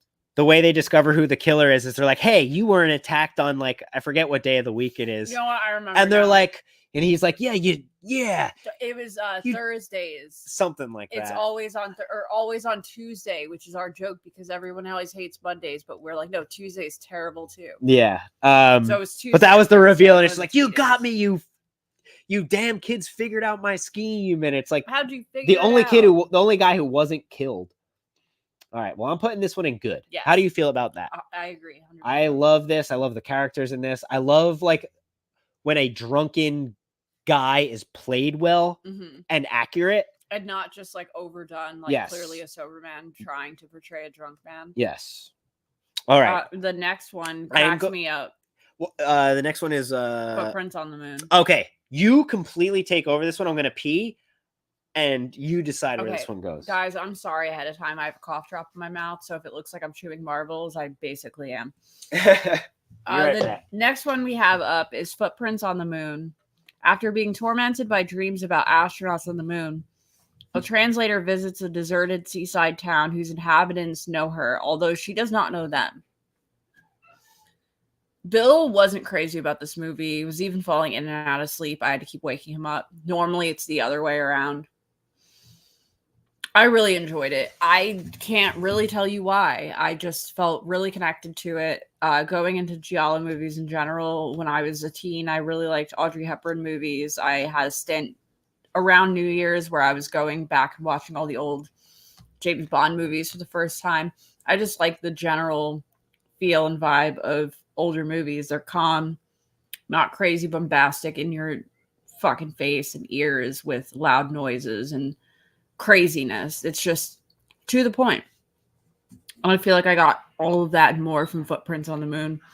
The storyline itself was wild. Like, even when I had to explain parts that Bill missed because he was sleeping, I had a really hard time doing so. Because it's like, how do I explain this? I think you even put it back on and rewound. Yeah, well, because I wanted to see what happened. Explain it. It's because I was trying. I wanted to be into it, but I just wasn't. Mm. It's kind of just like a movie about a woman in peril. It gave me big IFC vibes, and I've always been a fan of IFC movies. Like, this woman just doesn't know what the hell happened the past 3 days of her life. And she's like fired from her job, and she's just like on this weird island that everyone's like, I remember you. I and remember you're like, even what? making the joke at the beginning of the movie. It's like, oh, she's getting Tyler Durden.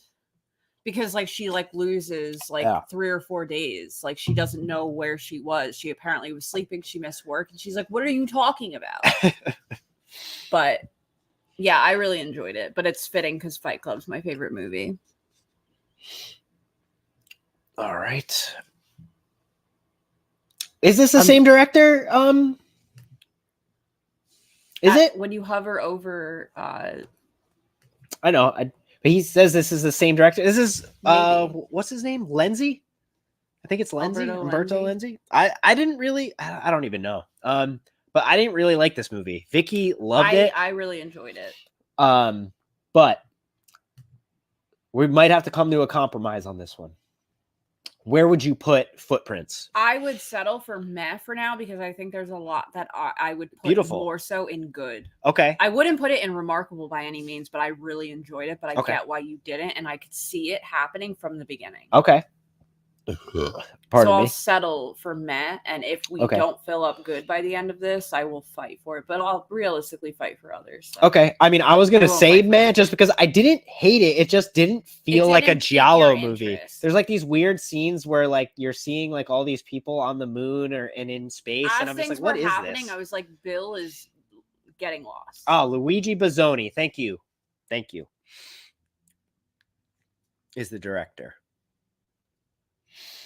I'm in the camp of liking this movie, says Uzi. Okay. I agree. I was saying when you were in the bathroom that I like older movies. Oh, Nick. Less bells and whistles. It's not just in your face, like crazy to be crazy. It's to the point. Like you get the storyline. Gotcha. And the talent of acting and score making. And I just appreciate it so much more. Completely agree. Good movie, just wasn't really for me. Yeah, and I totally get why it wasn't for you. But when we first met, it still is one of my favorite movies is Eraserhead. Bill went to film school, couldn't stand it. I just hated it because it was crammed down my throat. But now I love it. Yeah, he's now watched it with somebody who truly enjoys it, not because it's amazing how much your opinion can change when you're watching something with someone who's like passionately for it. Yeah. Or just like is telling you reasons why they like it. Like, I think that's why me and her like play off each other so well when we're just like sitting together on the couch or in bed at night watching movies is like, she's like, oh my God, I love blah, blah, blah. And I'm like, oh, I didn't look at it like that, but now I do. And oh, I get it. Yeah, I we completely bring get different it. perspectives to the table. Yeah. What do we got next? Forbidden Photos of a Lady Above Suspicion. My God, these titles are a mouthful. Yeah. But at least I finished my cough drop. Go for it, my love. The wife of a struggling businessman is blackmailed by a mysterious man into having a sadistic affair with him, or he will leak evidence implicating her husband of murder. I love that reading the description did what you usually do, where you'll say a couple words, and I'm like, oh, that movie. And I'm like, reading the description, I'm like, I remember it now. Yeah. Dagmar. We got Dagmar in this one. She's another famous actress that's been in a lot of these movies.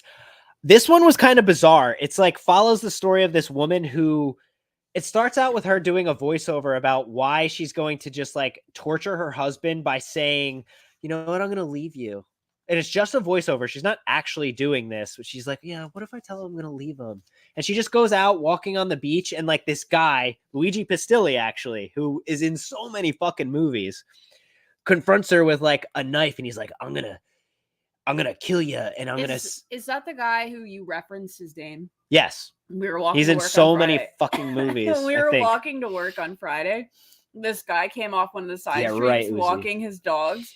And he was like crazy in the face in that moment. Like maybe we caught him right before a sneeze. I have no idea, but Bill was like, who looked like Luigi Pistilli? And is it like, Luigi Pistilli? I don't remember. I don't remember but either. We do have Dagmar in this. Yeah.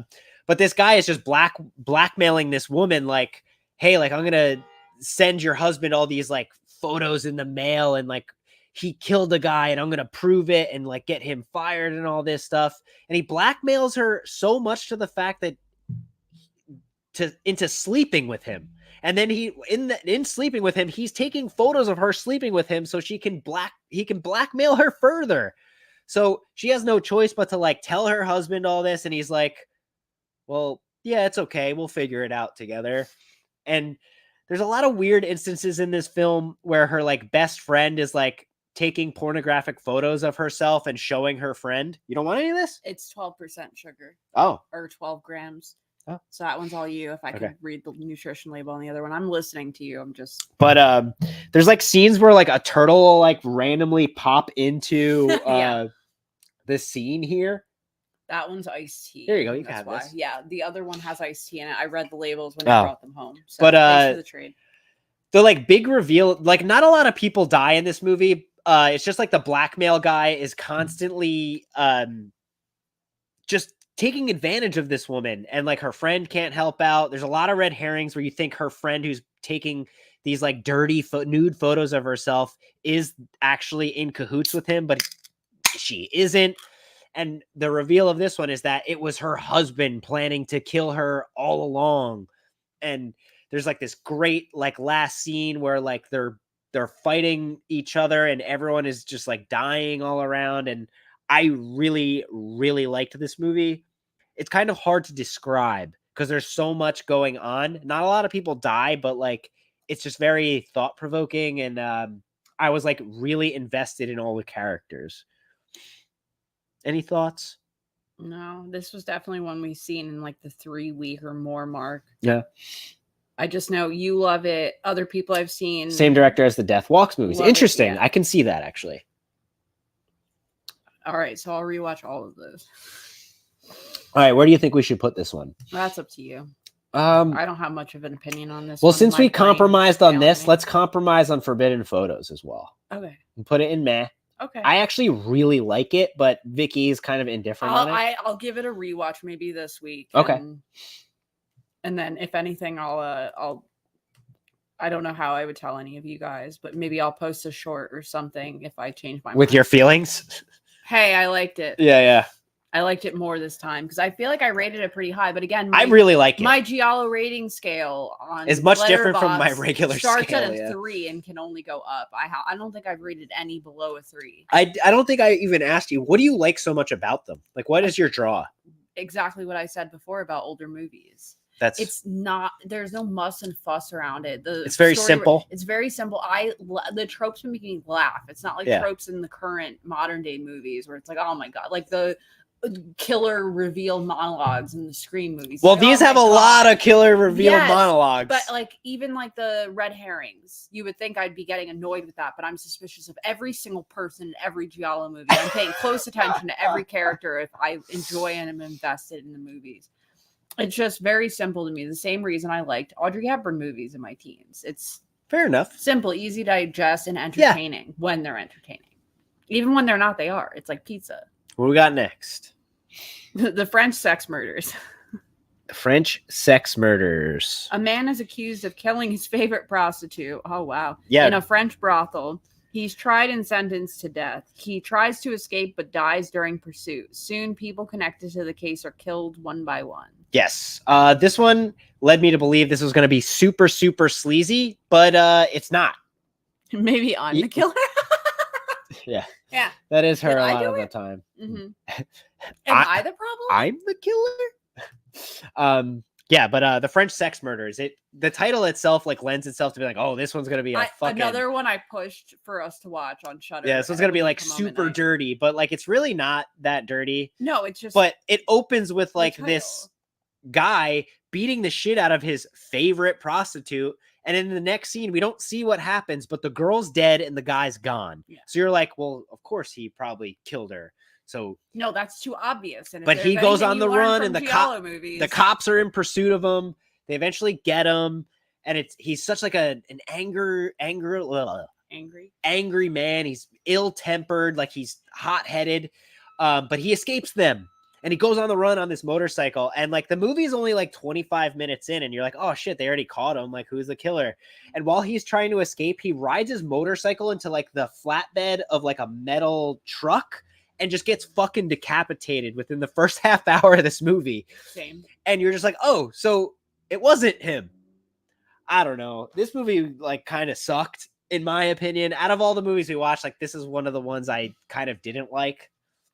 I don't remember enough of it. Again, this was during the time when it just all started to mush together in my brain. And I clicked out of Letterboxd. I'm wasting phone battery keeping it loaded. I'm gonna throw this one in woof.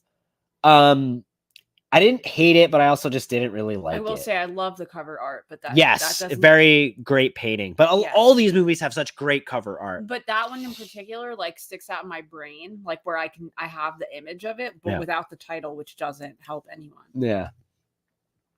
All right, let's see, Uzi. Let's see what you said about it because we don't have much to say about this one. Gotta appreciate it for being a simple title. Yes, definitely some French ass sex murders happening versus all the animal giallo titles. Yes, or insects for Which that is matter. funny because I remember reading either on IMDb or somewhere that The Bird with the Crystal Plumage by Argento is what inspired a lot of the animal titles in movies in the because future. it was such a hit. It was such a hit that other directors were like, well, like I'm gonna fuck it, call my shit animal. baboon testicle fly. Like, well, if that movie ever comes out, you know who the director it was me. It was me. That What was do my What do we got next? Oh, Girl in Room 2A. Girl in Room 2A from another beautiful Forgotten Gialli set. Yeah, I enjoyed this one. Yeah, I actually did too. A Go for it. sadistic killer cult. Surprisingly, I enjoyed a cult movie. Yeah, this is one of the few ones that involve a cult where I was like, this is decent. sick. This is pretty decent. Yeah. A sadistic killer cult kidnaps and sacrifices beautiful women. A young girl just paroled from prison, which we were both like, yeah, she's like what? looks like she's like 21 Because they years don't old, and like, why is she in the prison? Information. But later on, you but find go ahead. out. Moves into a strange house and appears to be the cult's next victim. Yeah. She's very much like gives you the target vibe. You can't. She pick up seemed on like an it. innocent girl, and what Yeah. it's revealed is that she was like kind of like she was framed for her involvement. crimes. Yeah. But she gets put in this almost halfway house apartment. And right from the get-go, it's got like bad vibes, you know, like the woman that's there is always like, what are you doing? And and it's like, bitch. Her weird son is like involved with these weird older men. And right when she walks into the room, there's like this blood stain on the floor and you don't know what the fuck it is. So she cleans it up real quick and covers it up with a rug. Plot twist, it keeps reappearing. And us as the viewer think like, is she imagining this shit on the floor? Is she the one doing it and doesn't remember? Yeah. Like there's so many and she's having these crazy visions. And as it turns out, like what happens here is like she starts to fall for this guy who lives across the way from her. And like they start, you know, getting it on and all this shit.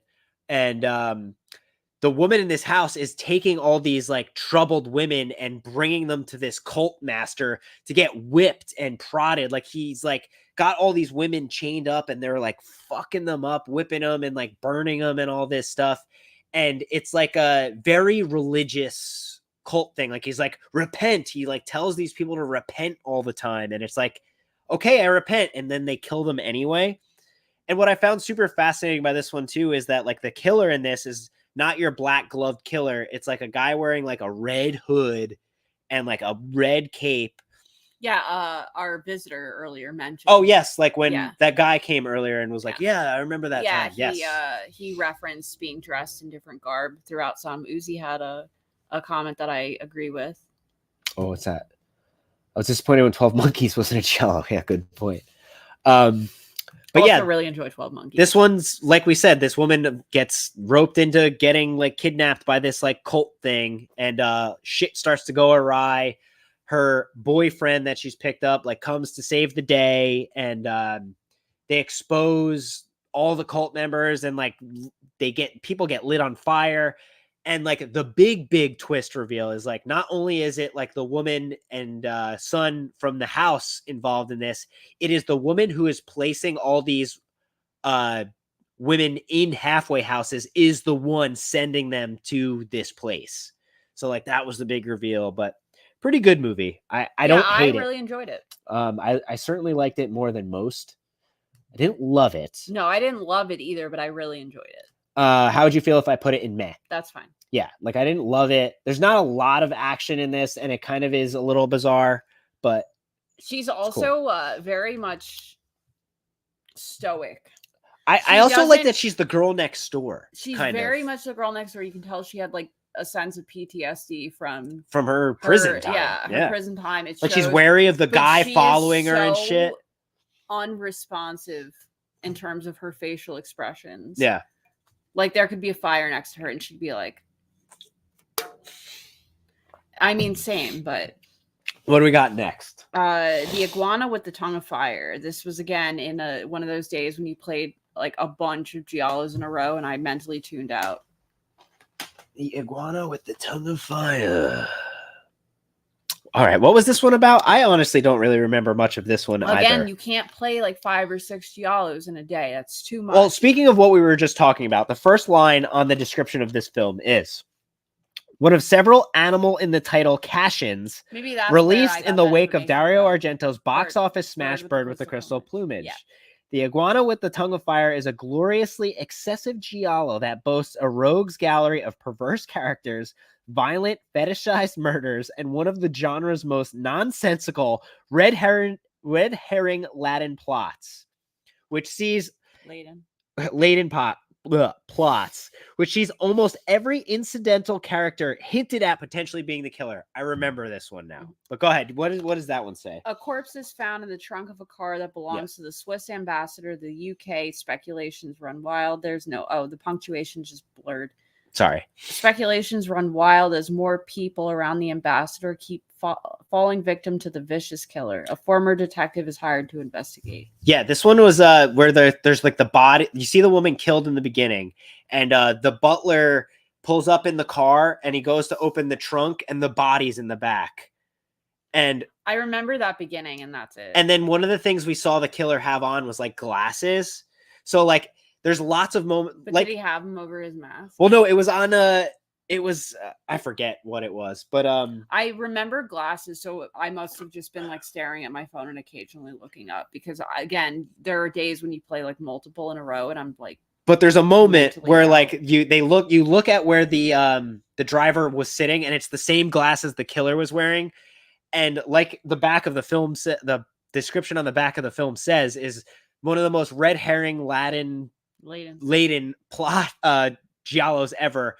They do like this really dramatic like zoom, and like the score goes and like literally every character in this movie is, if you're a new character, could be the killer on the screen. It's yeah on your face. Am I the killer? I didn't really like this one. There's like this guy who like lives in the bookcase, and it's also a case of like he's like a diplomat or something. And I hate like when rich people get away with bullshit. Like they're like, oh no, well you can't talk to him. It's like, what do you mean? Like there's a fucking dead body. Like I don't care who you are. Like the cops got to talk to you. I don't give a fuck if you're a rich dude. Like you're just as guilty as we are. I don't know. It's just weird. And all right, so maybe you shouldn't watch Succession. I don't know. Anyway, put it wherever you want it. I didn't pay attention to it. It was these comments very funny though. Yes. My apologies for torturing you with so many of these in a row. It's fine. You were along for the ride, though. Yeah. I tap out after a few. My brain just can only handle so much. I like the goofiness of all the red herrings, but this one's going in woof for me. I didn't really care for it. The next one. Ugh. All right. Hit it. The killer is one of 13. You just dive right into that plot there. A widow invites 13 guests to stay at her rural mansion. She reveals to them that she suspects whoever killed her husband must be one of them. Soon, they too are being murdered one by one. I again pushed him to watch this one on Shudder, and then we watched it, and I said, "Oh, I hate this one." This is the only Giallo movie we watched. It was, if I remember correctly, it was the first one that I was very underwhelmed by. Yeah, this one just plays out like Clue. Just like Clue. This woman invites all these people to their house, and all of a sudden they're all just sitting down at dinner thinking they're having almost like a service for this woman's husband. Like they're just gathered together to pay their respects and have fun. And she lights a cigarette and is like, I know one of you guys is the killer. I know you guys are fucking each other. And it's just like the movie just goes on like that for And they all hour and a have like half. specific personality tropes assigned to them, just like in Clue. Yeah. I did like that the teacher from the movie Pieces is in this movie. That is That's about right. it. I remember you. But yeah, bringing this that up. plays out like Clue. Like all of a sudden, boom, whacked, boom, whacked. But it takes a while to get going. And the reveal is that it ends up being like the butler of this woman who killed the husband way back when, because he's in love with the wife. He And wants the money. It's a predictable storyline. Yeah, and like there's like a scene where like the killer's button gets chopped off, and like she finds the button on the butler, and you're like, oh my god, it's him. It's like, ugh. Well, they want you to be like, oh my god, it's him. Oh, here we go. Let's see what he has to say. Uzi has got a way with words with these movies. This is one of those Agatha Christie giallos. Very blah. The only saving grace is Paul Naschy. Which I imagine is the Pieces I guy. think so. That is the Pieces guy, right? I'm not sure, but I had another one of those like Leonardo DiCaprio moments. Like, I know that guy. And then you IMDb'd. Yes. All right. Sorry, turd. I hate this movie. Yeah, I won't fight. I you on wouldn't that. recommend watching this one personally. All right. What do we got next? The Killer reserved 9 seats. Oh, ironically enough. Jack Taylor is the Pieces guy, but he is in a lot of movies with Paul Naschy. Oh, thank you. Okay. The Killer reserved 9 seats. All right, go for it. Patrick Davenant invites a group of friends and his daughter to his family-owned theater. Within a short time, the guests realize they are trapped. A mass killer begins to murder them one by one. So, ironically, similar. Kind of similar plotline to the last one. I like this one a little bit more, but not much. Yeah.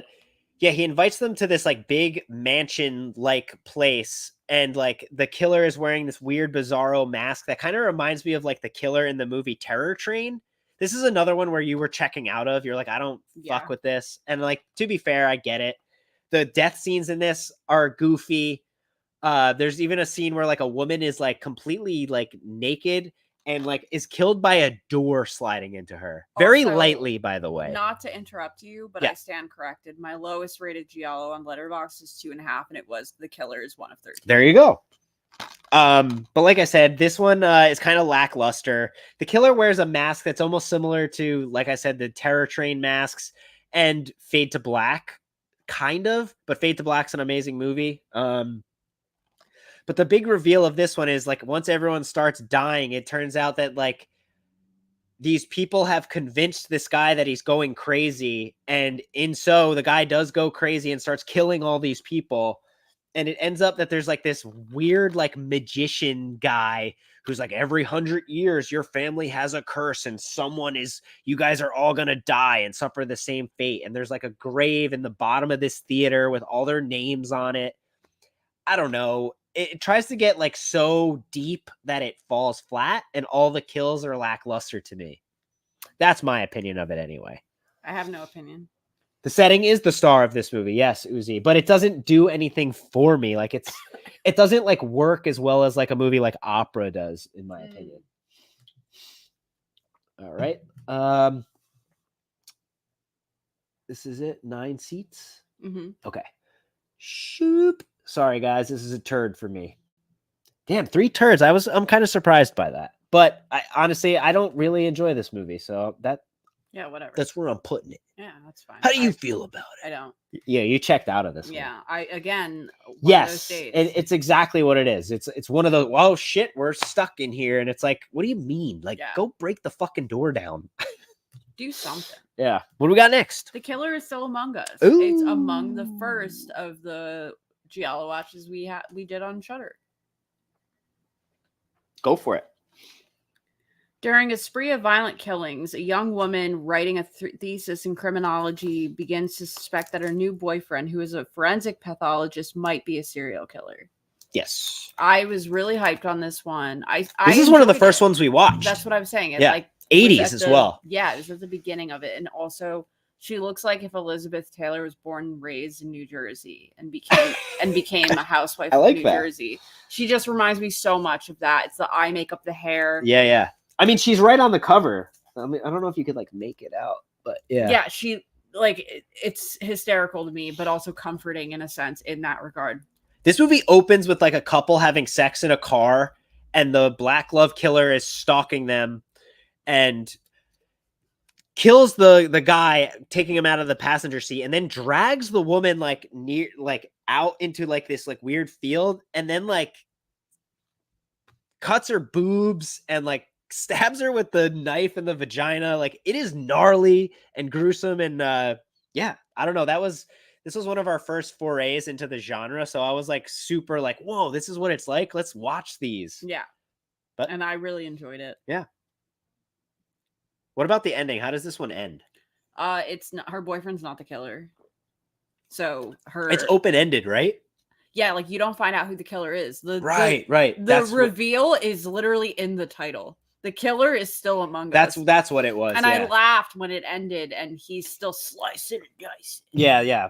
And but it's like, well, it's not her boyfriend. So I was like, well, I'm great movie though. Because I was convinced it was her boyfriend too, right from the get-go. Yeah, it's just weird that like her boyfriend is like working as like an autopsy technician, kind of forensic pathologist. Yeah, get it right. And she's just like, I'm gonna work in criminal justice, so I'm gonna watch you cut open these bodies. Yeah, I gotta know. But very graphic, this one, and lots of sex. I'm putting this one in good. Yes. How do you feel? I'm shocked. I thought you were gonna say meh. No, I really like this one. What do we got next? Knife boob and heart. Stabbings. Yeah, that's exactly how it went. Going to Amazon to get more. Yeah. Knife and Heart. This is it's a newer movie. It was newer under movie. Queer Horror in Shudder. Yes, this one involves like the set of a gay porno film. Yes. Again, another movie that Bill fell asleep. I did really enjoy it to him. Yeah. I don't think you did. I think I did okay explaining the end to you. Yeah. Like you didn't have to rewind or anything. Yeah, go for the plot. Well, it came out in 2018. So it's very new. This is newer. Next to Dark Glasses. This is probably the newest one we've watched. Like we got to it and we were like, oh, newer movie. I don't know. Yeah, I don't know. I really enjoyed it. It wasn't Bill's cup of tea, but it's fine. For it. Paris, summer 1979. Yeah, Anne is a producer of a cheap piece. gay porn. When Lois, her editor and companion, leaves her, she attempts to get her back by making a more ambitious film with the flamboyant Archibald.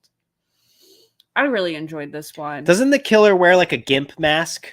Yeah. And he kind of like resembles Leatherface. Yeah, I don't want to say anything without giving away the plot point because while it's not a new movie, it's still newer. I don't want to give away the reveal because the reveal blew me away. Okay. Like I was like near tears. You were moved by this one. Yeah. And I was like, it's okay. It fucked me up. Isn't Johnny Depp's like ex-wife or something the lead in this? She's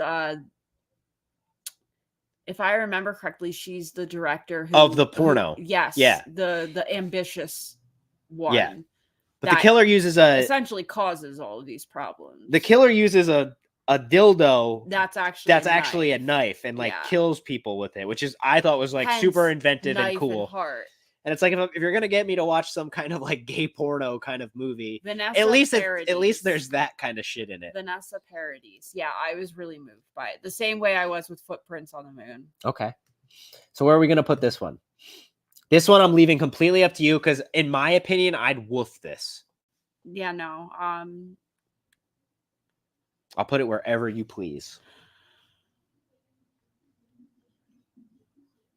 Good?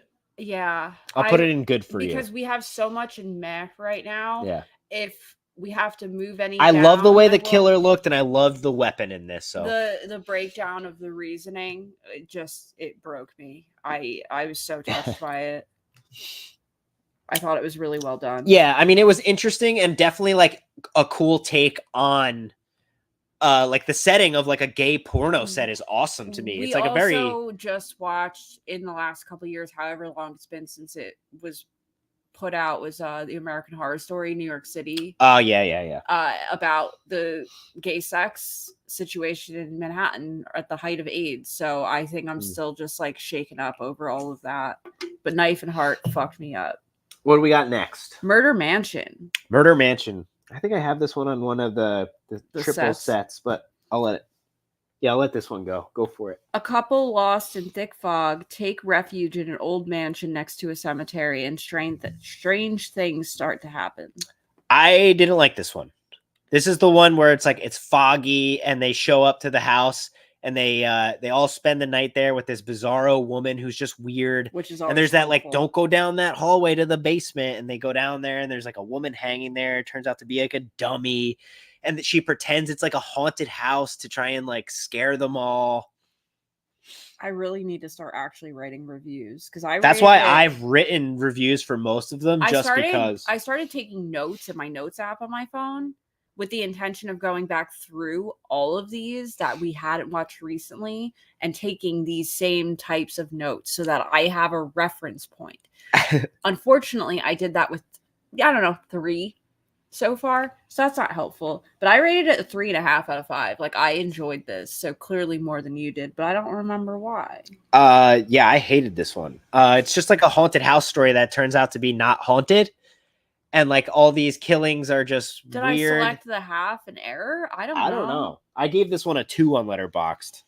I also didn't write a review for it. But if we're not going into enough detail on these, I try to write down like a lot of like reviews, at least of movies that I'm rewatching, just so that way it's more in depth and you can understand why I liked or disliked a certain movie. But this one is just like a fake haunted house movie. It has no business being called a giallo, in my opinion. It's not creepy. It's almost corny, but yeah, I don't know why the hell I would rate it that Uzi high. says, do we watch these in Italian or English? Both. If English dub is available, so like when it's on disc the first time we're seeing it, Bill has become a blind buyer in terms of giallo. Very rare, but it's also so rare that we dislike a movie. Yeah. Granted, there's the turd level, but still, turd level giallo is like pizza. Even when it's bad, it's still pretty good. Yeah. Not with this one though. This one's going right into the turd. Sorry. I have to rewatch it because I swear it was an error on my part that I meant to rate it a 2.5 and I rated it 3.5. Yeah. With these giallo movies, you can kind of pick or choose because all these movies are filmed with ADR, additional dialogue recording. Like all the dialogue is recorded in post. So like no matter what, like the mouth isn't perfectly matching up anyway, but like a lot of them don't have like an English dub. So you have to watch it in Italian with the subtitles. So either or is okay with me. I don't mind either way. In fact, I almost pay attention more when I have to read the subtitles. So it's almost like a benefit. And Uzi, we mentioned at the beginning of this, we're actually starting to learn Italian slightly from watching these movies. Yeah, bits and pieces, but it's just funny, like words that I'm remembering because they're repeated so frequently. All right, let's start cracking through these a little faster. Yeah. What do we got next? My Dear Killer. Okay. A mysterious decapitation leads Inspector Peretti into a case of blackmail, deceit, and the unsolved kidnapping of a young girl. Okay, this is the one, where there's like, what is it? What was it again? A mysterious. Oh yes, this is the one that opens up where there's this guy directing like that big like crane thing, and he's like, "Oh yeah, just start digging the hole over here," and it like rips his head off. Made a joke about it being in Jersey City. Because there's always a hole. And it ends up being like a weird thing. Like while they're investigating the death of this guy, they also like figure out the mystery of this young girl that was kidnapped years and years ago. The killer in this one like uses like a power drill at one point, killing a teacher with this like electric saw. That's really cool. This one is very fun. I can't remember too much about it. I just remember the little girl was like put in this like weird like prison thing next to this lake where the guy was decapitated. But I do remember the killer using that electric drill on the teacher, and she's like running away like, no, no, no. And he's like chasing after her so slowly with it plugged into the wall. And it's like, why is she not running away? Yeah. And he just kills her. But yeah, this one was like pretty good. Yeah, it is pretty cool. best to So- watch and creator's intent, in my opinion. You Agreed. 100%, Sophie. Agreed. The thing that's nice about the Argento movies is like half of them are like shot in English for American audiences, so that doesn't If the bother me. option's there, Yeah. we don't fight it. Okay, so My Dear Killer, I'm gonna put this one in good. Yeah. I don't remember too much about we it. only watched it 2 weeks ago. That's the craziest Yeah, part, we just but have we've been firing through so many. Yeah, that's a mistake. But I do remember really, really liking it. So that's where it's gonna be for now. Okay, and the next Yes, the Give No Fucks Inspector Gialli are my favorites. Yeah. Yes, this is definitely one of those. the next one is the New York Ripper, one of my favorites. Oh yeah, I left that one over there. Another Fulci one. This is an 80s one. But yeah, read the description first. This one like kind of doesn't really need too much discussion because everyone's seen it, I think. It's just so funny to me, and I really enjoy it. I love this movie. I can't No get shame. enough of it. Yeah, I recommended it to somebody recently, and they were shook when they watched it. Like, why? And I was like, I don't know. I just love it. A burned out New York police detective teams up with a college psychoanalyst to track down a vicious serial killer that quacks like a duck who is randomly stalking and killing various young women around the city. Yeah. It's exactly that. I love that it takes place in New York City too, just like because of where we live. Yeah, our and proximity. it's just more relatable, I guess. And I love that the killer, like you don't see him, you just see the black gloves and you just hear. Yeah, it's so funny It's to me. so hilarious. It just has everything I want from entertainment. And there's like a really weird scene. It's vicious too, but Yeah, but this one's very like Fulci at his finest, Yeah. like with the gore. There's this weird scene in like a theater where people are allowed to come in and sit in seats while like a couple is slowly having sex on the stage. And you're just like, you like feel dirty even just watching the scene. Yeah. It's a filthy movie. And Yeah.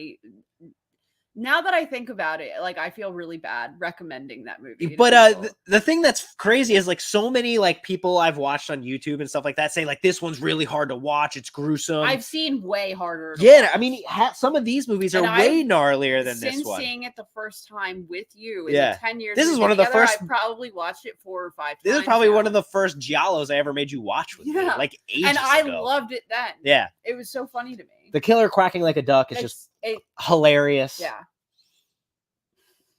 So nihilistic. Break out the raincoats, fellas. Yo, you're not wrong. This one's gnarly and brutal, and I love the scene where like the guy's chasing the woman through like the subway system, and when he corners her on like near the side of the building, and he's just cutting her while she's running away is so gnarly and cool. We all wanted a foot orgasm under a table scene, and we did get that. Yes, to a woman. Yeah.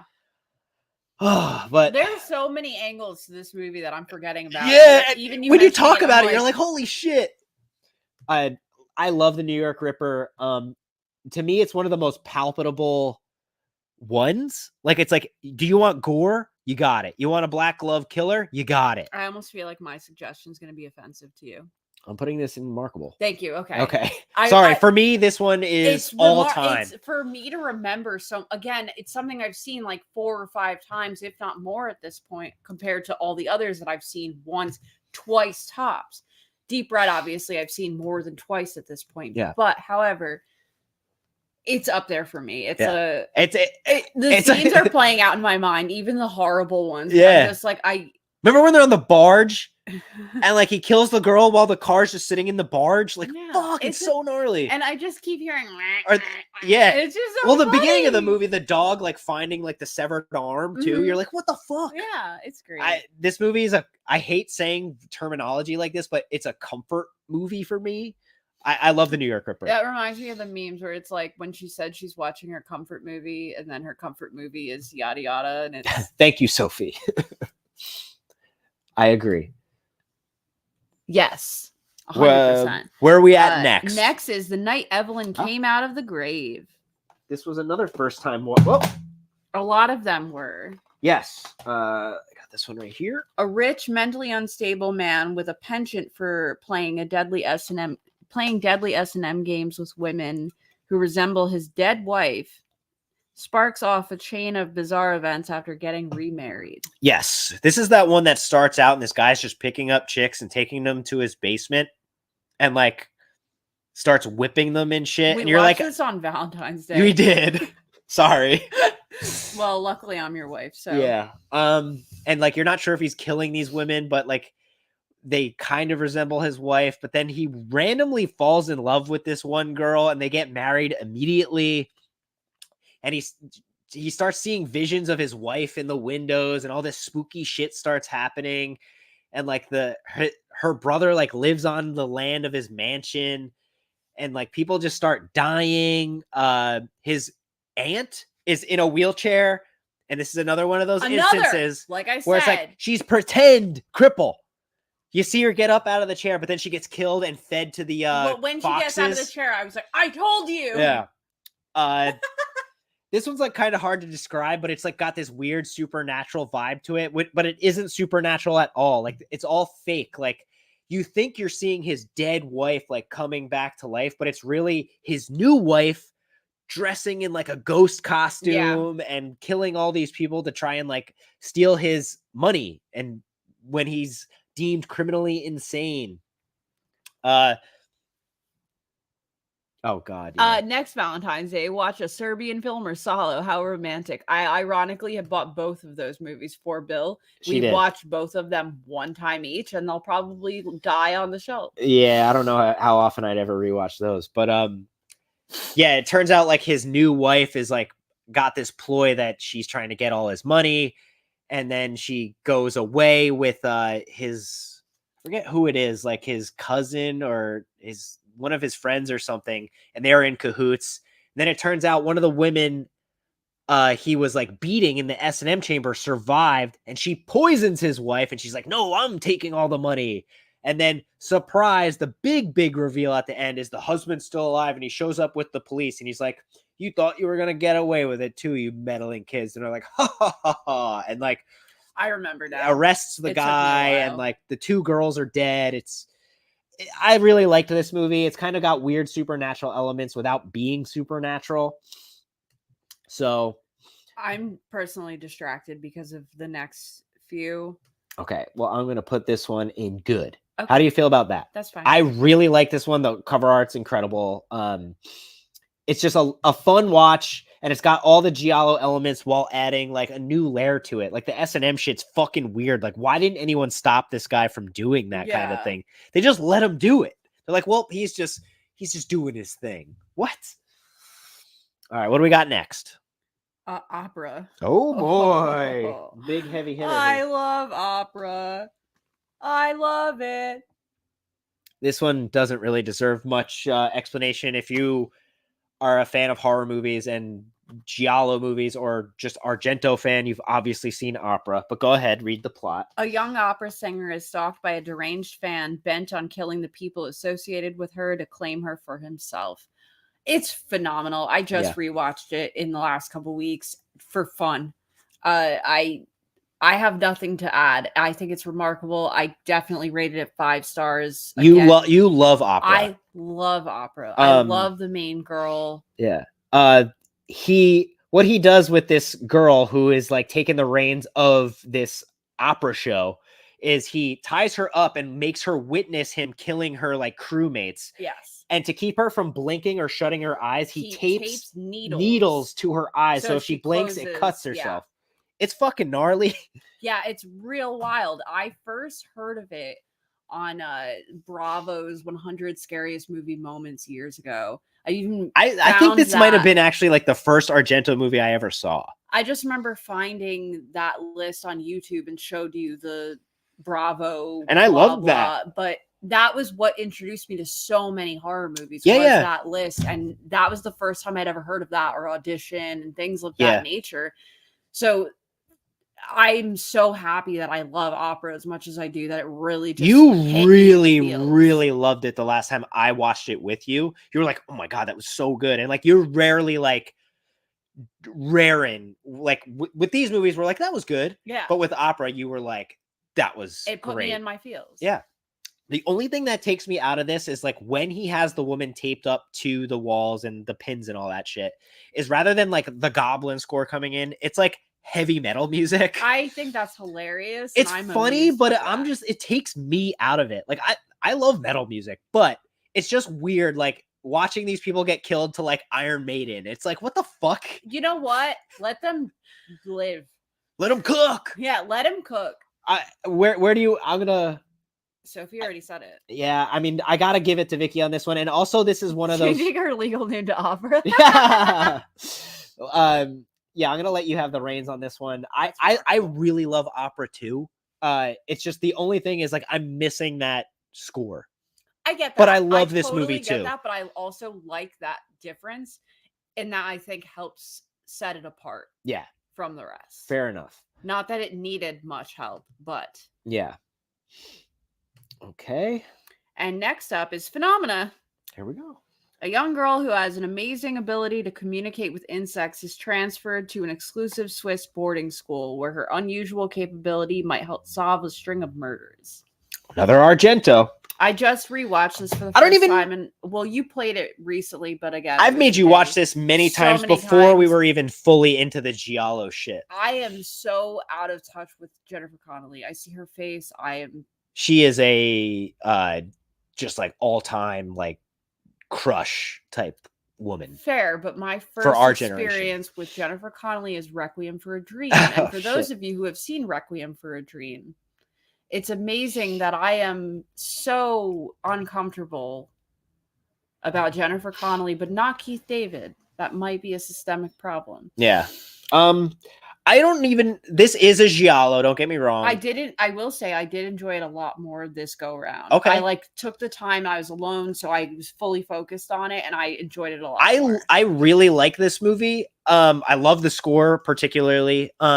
I just think it's weird that Jennifer Connelly is playing this person that can talk to like bugs. Yeah, that takes me out of it because it's Because so supernatural. absurd. Yeah, It's like so absurd. don't get me wrong, I like supernatural movies. But when it comes to the Giallo movies, I almost like want them to be more grounded in reality. So having her talk to bugs and shit is just weird. And then having Donald Pleasance playing that like doctor who's like got like a pet monkey that's like helping him and shit is just so weird. But I guess that's kind of admirable too, because it's just like, what the fuck is this? And Yeah. and this is another one of those movies where ass to ass, yeah. Yeah. Where it's like, instead of like the cool score, this has Goblin doing the score and all that shit, but he also uses like Flash of the Blade by Iron Maiden playing and all that. And it's just like, So this he is was weird. clearly going through a phase. Maybe Asio was going through a phase in her youth. And I also really like the reveal of this one, that it's like that weird fucked up dude like in the basement doing all Yeah. this shit. Like, I really like this movie. It's just really weird. And like, I enjoyed it the most the last go around. Like it took me a few times. yeah, I don't know. I'm not gonna put this one on remarkable. Would you agree? No, it doesn't belong there. I'm still gonna put it at good. Yeah. Like, this movie's really fun to watch, and it's like, if I wanted to show something, show someone like a tame weird movie, this would qualify for that, and everyone would probably have the same reaction. Like, you What mean to the tell me fuck? she could talk to these like fucking bugs? Like, I don't know. But it's got like a lot of the classic Giallo elements mixed with all that weird shit, so it works. The next one. There you go. Yes. I have to Yes. We also didn't mention her during our Deep Red talk, which is criminal. sorry. But she's great. Rest in peace. Uh, I am going to take a quick pee. okay. If you would like to interject or even go on to the next one, I don't mind. Well, I'll go on to the next one because I don't think we have very much to say about it, but I will. Yeah. I'm going to start with the title, obviously, and then to quote Uzi specifically, which is hilarious and ironic.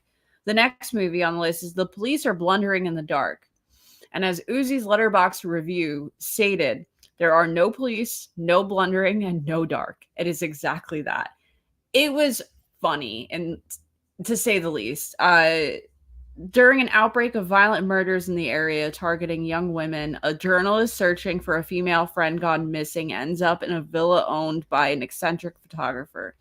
I don't remember very much about this movie, but I remember it ending and feeling exactly how Uzi's review said, and I laughed so hard when I put it into Letterboxd and saw his review, because that is exactly it. The title doesn't describe the movie at all. It takes place almost entirely in the daytime. There is no police. There is no blundering. It's one of those standard giallos where it's entirely like citizens taking on the task of solving or trying to figure out what the fuck is going on. The police are blundering in the dark. Yeah. Yeah. So I quoted you said Uzi's review. that's exactly it. And I Yeah. don't remember anything about this movie because No, same. It I, was early on too. I do remember that I didn't like it that much. Yeah, you can put that wherever. I don't Yeah, care. I'm sorry I don't have a lot to say about this, but Uzi's review that Vicky just said is It's exactly how it. I felt. This at one's the going in end. turd for me. I didn't like it. And yeah, like the fact that it takes place almost entirely in the day is kind of off-putting. But I don't know. I just remember not really liking it, and I generally have a good memory of these movies, but this one in particular, like, completely fucking shot out of the brain. What do we got next? Psychic. The Psychic. The Psychic. We watched this during the snow day where I had off from work. This is another Fulci that Severin just put out that I really, really want to pick up. I had always wanted to see this one because the theme song has always been jammed into my head. The 7 notes or whatever. Oh man, it's just so good. Shall you? A clairvoyant woman discovers a skeleton in a wall in her husband's house and seeks to find the truth about what happened to the victim. Yes. She has like these visions of this dead body in a wall, but it's all like in pieces, and she doesn't really understand, like it's not connecting, you know. She all of a sudden she starts seeing like, oh, this is the wall. Oh, this is the girl that I've seen on the magazine. Oh, this is the legs limping in the background. I'm not really a big fan of like clairvoyancy or like people being psychic in movies. No, it takes me out. But this is more of like she's just having like these weird visions, so it worked for me. And the score just gets trapped in my brain. That oh my god, I love it. The reveal is very simple in this one. Like there are a lot of red herrings in it, but it ends as simple as you think it would be. I don't want to give it away because this is one that like I think not a lot of people have seen, but I think it just got put up on Shudder, so definitely check it out. That's how we watched it. Or we watched it on Tubi and then realized it was on Shudder in high def, and we were like, "Fuck!" Yeah. This one is going in good for me. Fair. I'm sorry, I don't remember a lot. That's fair. We did just watch this like randomly early in the day too, which we don't normally do. Oh yeah, remove. Yeah, there we go. This is the theme. 7 notes in black. So many of these giallos have people dead in walls. That Edgar Allan Poe black cat trope. Yeah, man. We'll get to another movie that has that as well. Next. The Pajama Girl case. This is another one of the first ones we watched. Yeah, like early on. And I almost wish we watched it later because I think I'd have a greater appreciation for it, because when we watched it at the time, I was like, this kind of sucks. Yeah. But I like it. I like it more now that I've thought about it and seen more of these movies. It definitely didn't disappoint me the way others have. Yeah. But I remember pushing for it a little bit, but also just me randomly selecting a movie from the list. Yeah. In Australia, a retired police inspector is called to duty to solve the murder case of a young woman whose partially burned body has been found on the beach. Yeah, I don't remember much about this at all. This one is kind of weird. They call like an inspector out of retirement, and the movie is essentially following him, like connecting the dots. Like, you remember he gets like rice. He's like, where's this rice from? And he's like finding out where the rice came from. And at the same time, you have this woman who's like trying to get away from her boyfriend. So she's just sleeping with all these men at the same time. And it's happening at the same time. Like, you're seeing the cop doing inspections, trying to like doing investigations. And the inspector is doing inspections. Yeah, he's doing detective work. He's detecting. And at the same time, we are seeing this woman do all this stuff. This inspector is trying to find the case of this dead woman. And this one we kind of have to reveal the ending for. So they like put this woman's body on display with the burned face in hopes that they can capture the killer, like coming to the museum to see this dead body, which is also super fucked up. Like, here's this naked woman dead with just her face burned, and that's their way of trying to solve this case. But the reveal is the woman, like, sleeping around and trying to get away from these people is the dead body. So, like, we're seeing it happen at the same time, but that is happening in the past, and we don't realize that until the end. And the inspector solves the case and finally throws her 2 boyfriends and lover in jail. And I don't know. I hated this at first. Yes, actually, yes, this was filmed in Australia. So, like, it's very, like, desert at certain points. Remember, they're in, like, the trailer. I don't. Okay. But let's see, where would I put this one?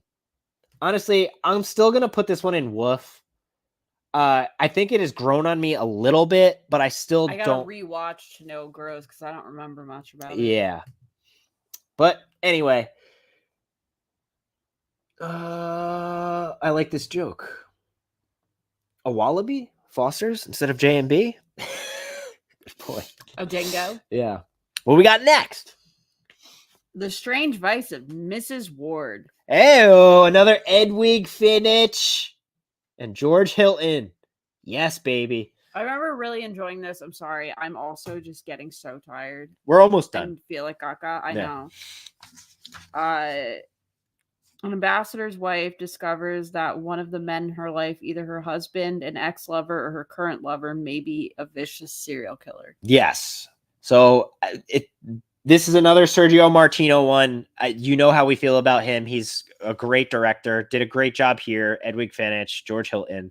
This is just essentially about, like, a bored housewife who just, like, is like, hey, yeah, sure, I'll go out on a date with this guy. Sleeps with him, and all these murders are happening. The door is just naked. Yeah. Yes.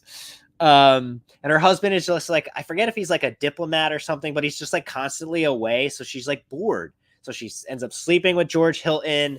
All these. And that begins the whole tale of woe. Yeah. All these murders start happening, and she ends up running away with George Hilton. And, like, all of a sudden George Hilton is away, and she's getting attacked by the killer. And he does this cool trick with an ice cube on the lock that lets him, like, keep it locked from the other side. And you think she's dead. They love doing that. And near the end of the movie, there's a scene where her husband and George Hilton are in, like, the police investigation. Like, so if she's dead, like, I don't know, like, why'd you put a life insurance policy on her? Oh, I don't know. And the reveal is them driving out of the police investigation together. They're like, they think, well, they'll figure it out that we killed her. And they see her standing on the side of the road, and they're like, wait, she's dead. So they like can't help themselves but to reverse the car, and there's all the cops waiting for them, and she fucking got them good. And I don't know, this one has all the Giallo tropes I love. Edwig Finch, of course. Sergio Martino, classic. Yes, everyone is fucking over everyone in this movie, Uzi. I love that. This is one of my favorites. Oh, I know. I have to give it a rewatch. I know I'm going to enjoy it more. This is remarkable to me. It was in the time frame we were watching so many. Yes. It's definitely just one of those movies where, like, the ending only amplifies it. Great movie, great cast. It's a big hit among Giallo watchers. Yes. So it's like, I know I'm going to enjoy it. I just have to do it. A solid watch where it's the only one I watch. Oh, wait, this isn't next? No, it's the sister of Ursula. My bad. Damn, you're skipping. Sorry. I thought I was tired. What is next? The sister of Ursula. Oh, yeah. I was going to say it's right there. There we go. The sister of Ursula, still mourning the passing of their father, 2 Austrian sisters, Dagmar and Ursula, arrive at a luxurious Italian seaside hotel. At the same time, a mysterious killer starts murdering promiscuous women in the air. It was another movie that you fell asleep to, and I had to explain the end. But it's the one where they're all, like, just having sex with one another. Well, it's promiscuous women. Yeah. Is the theme. He's murdering them. How would he have anyone to murder how would they have anyone to murder if they weren't being promiscuous? Yeah, the real dildo weapon in this one. I forgot that was the theme of the movie and was like, why is everyone fucking? Why is there so much sex? And then I pulled it up on IMDb or Letterboxd and I was like, oh, right, promiscuous women. There would be no point to this storyline. Yeah, it is on like a nice seaside villa. Yeah. This one is pretty fun. I was psyched on it. For me to be able to reiterate the ending to him when he woke up as the movie ended means a lot. That was also the first time I had ever heard the name Dagmar used by anyone besides my dad. All right, where do you think we should put this one? I don't have much to say about this one. Like, I really liked it. It's just a little Cinemaxy for me. You think good or meh? Hello? I'm looking at the rest. Well, we can put them wherever we want. This is our list. I'm looking at the rest to know if it's worth. I would put it at meh. Okay. Sorry, Sophie and Uzi. This one's going to meh, and I kind of have to agree. It's a little. Good is getting real slim. Yeah, but it'll. I think it'll open up. I know that you can expand it. I just. Yeah. Oh, Sophie says it should be in good. Well, we might change it, but we'll see. But for now, I'm okay with it being in meh, just because it's almost like too, I don't know, sex driven. It's up there in ones that I actually remember out of all of I almost prefer Arabella of the two like very over sexualized ones, but I do love the dildo weapon, yes. I don't know if I could do that. Not with my right conscience. I can't put Arabella next to Deep Red. There's something about that bothers me. Yeah, that's exactly it. We can't help it if all these Giallos are good. Yeah. Like I said, my starting rating for Giallo is 3 out of 5. And the lowest I rated any was a 2.5, and it was one of them. Yeah. Who we got next? Smile Before Death, the movie you showed before. Yes. This is one we watched very recently. Go for it. Oh. Damn. Maybe. After the death of her mother, which was ruled as a suicide, a teenage girl comes back home to find her mother's husband and female photographer occupying the house, but nothing is as it seems. Yes. Twist fucking central. Yeah. I had to remember. This is another one I had to rewatch the ending again because of just how baffling it was. It involves this young girl who's supposed to be 14 years old. Granted, there's a twist at the end that reveals, surprise, she's not actually a young girl, but she's sleeping with her stepfather. She's having so Bill's just ooh, she's next to me the whole time. She's having sex with his new girlfriend, and they're taking naked photos of her. It's just really weird, but for some reason you can't stop watching it. It's like a car crash.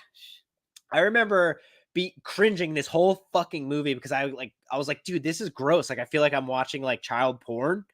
Granted, the woman is definitely over 18, but that's not the point. But the character's supposed to be a young teen, and you're just her stepdad. Fuck. Yeah, she's fucking her stepdad. You're you don't know that she knew him before that, but also But also, how does he not know what she would look like? You know what I mean? I don't know. I don't know the circumstances. It doesn't matter. So the twist is, her mother was actually murdered by the dad's girlfriend.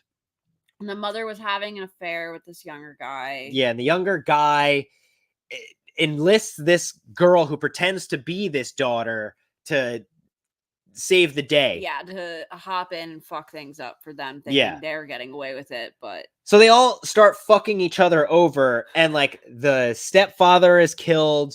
The woman, his girlfriend, doesn't know what's going on, and the killer monologue, the young girl and her mother's ex-boyfriend, see how complicated it is, are reveal what's going on, and they start to drive away. They're taking off with suitcases of cash. They're taking all this money and jewels and shit, and they get in a little motorcycle and sidecar to drive away. This is the end of the movie, and as they're turning the corner away from the fucking house, a cab hits them, and they get splattered on the ground. They die, and the recording of the stepdad and girlfriend admitting that they killed the mother. Yeah. Is playing as the actual daughter gets out of the taxi. Now, I hated this movie until that ending. Yeah, we were both like, what the fuck? Yeah. But it's just a classic. It's just a classic tale of everyone is fucking over one another.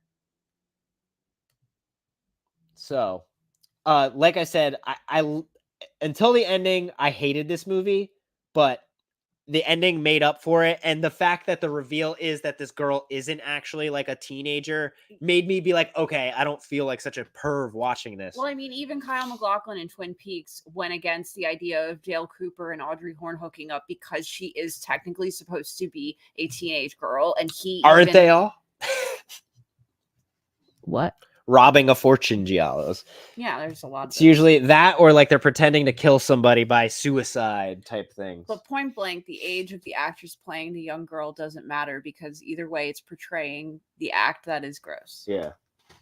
All right. All right, so the next is Strip Nude for Your Killer. This title's been making me laugh since the first time I saw it on Shudder.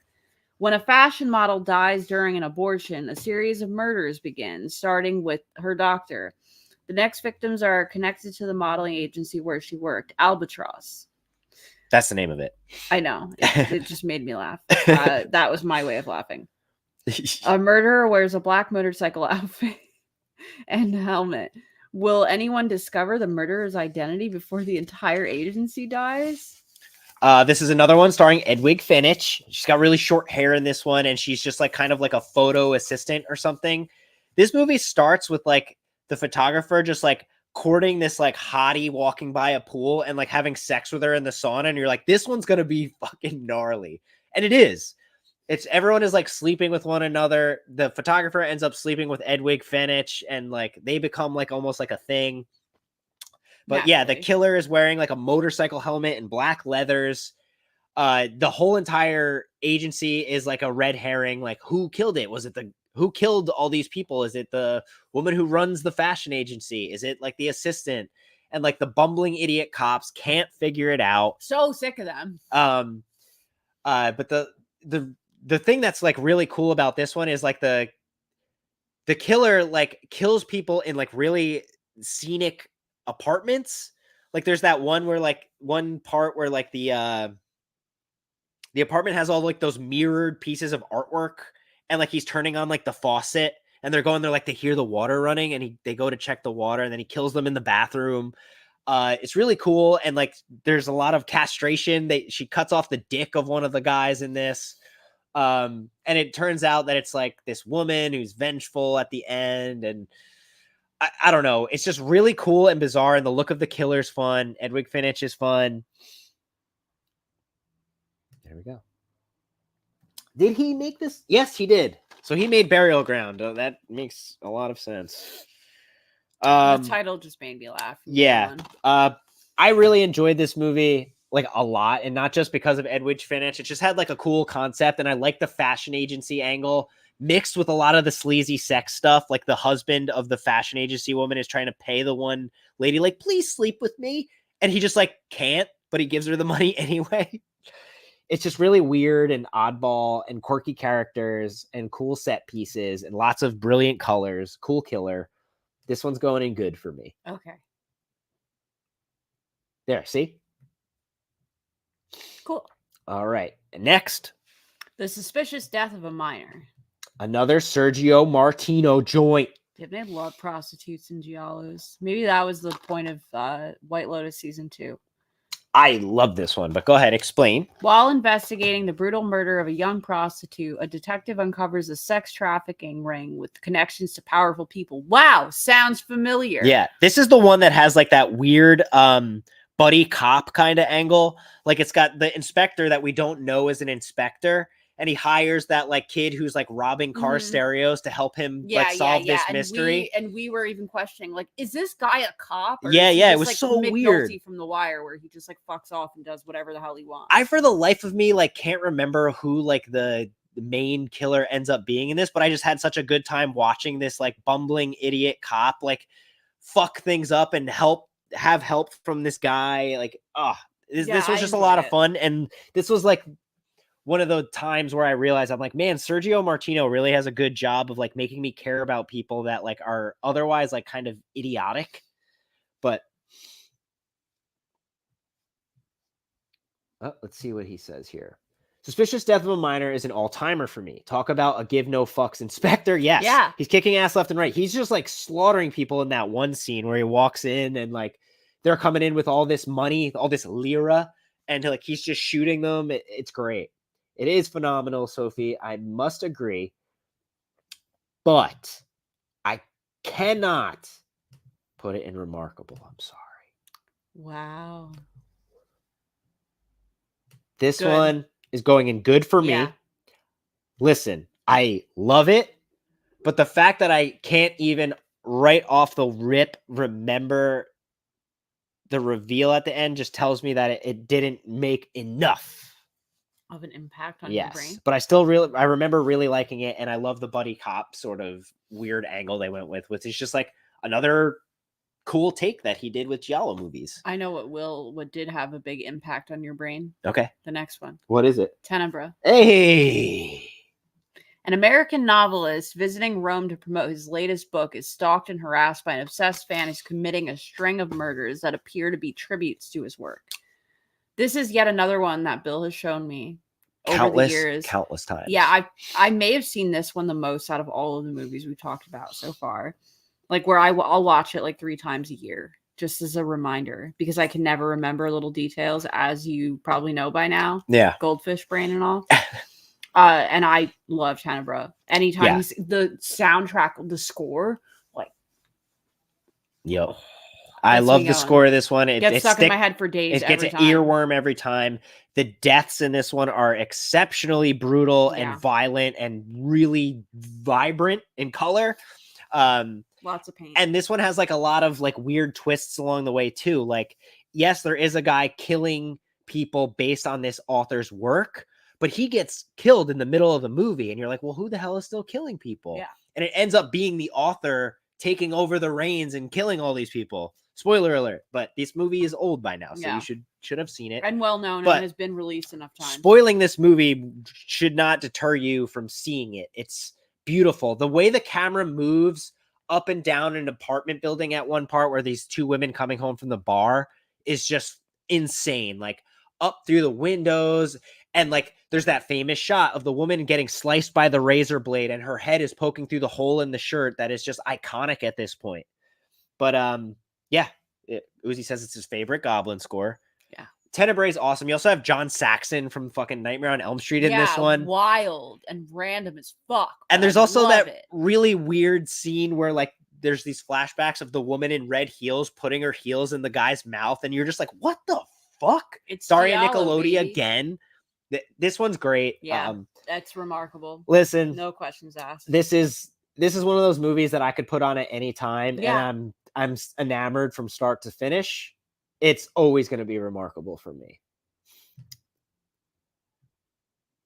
All right. And next up, Torso. Hey.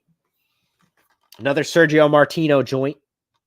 All right, go for it. A string of appalling lust murders shocks the University of Perugia,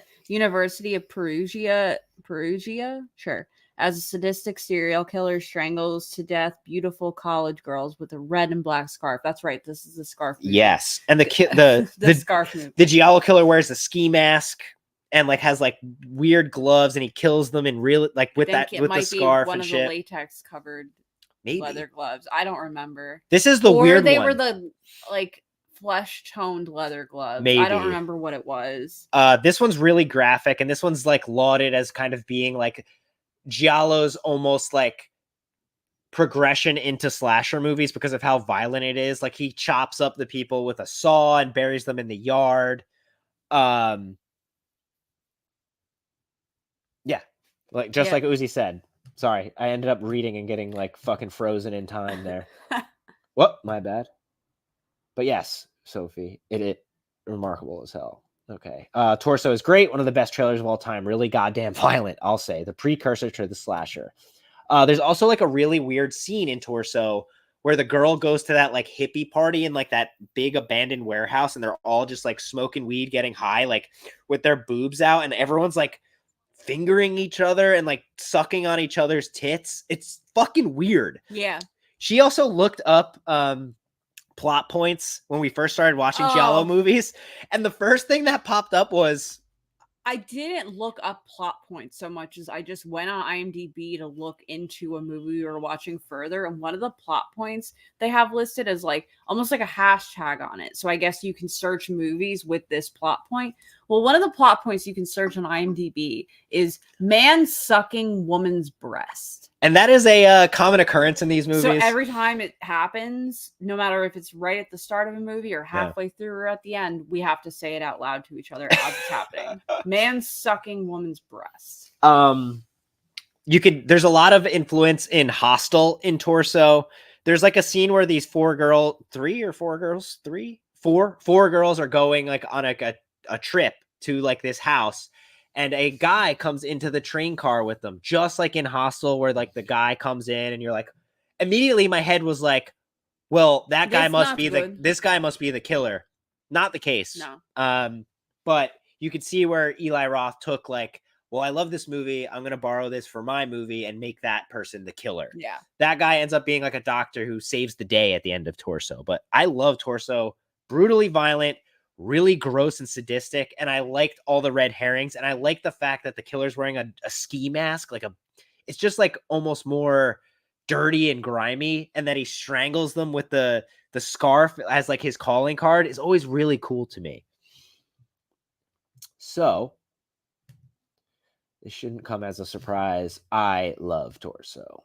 And it is going, wow, in Remarkable. Yeah. It is very easy to watch. A little gross at times, but I mean, come on. Get over it. You're watching a horror movie.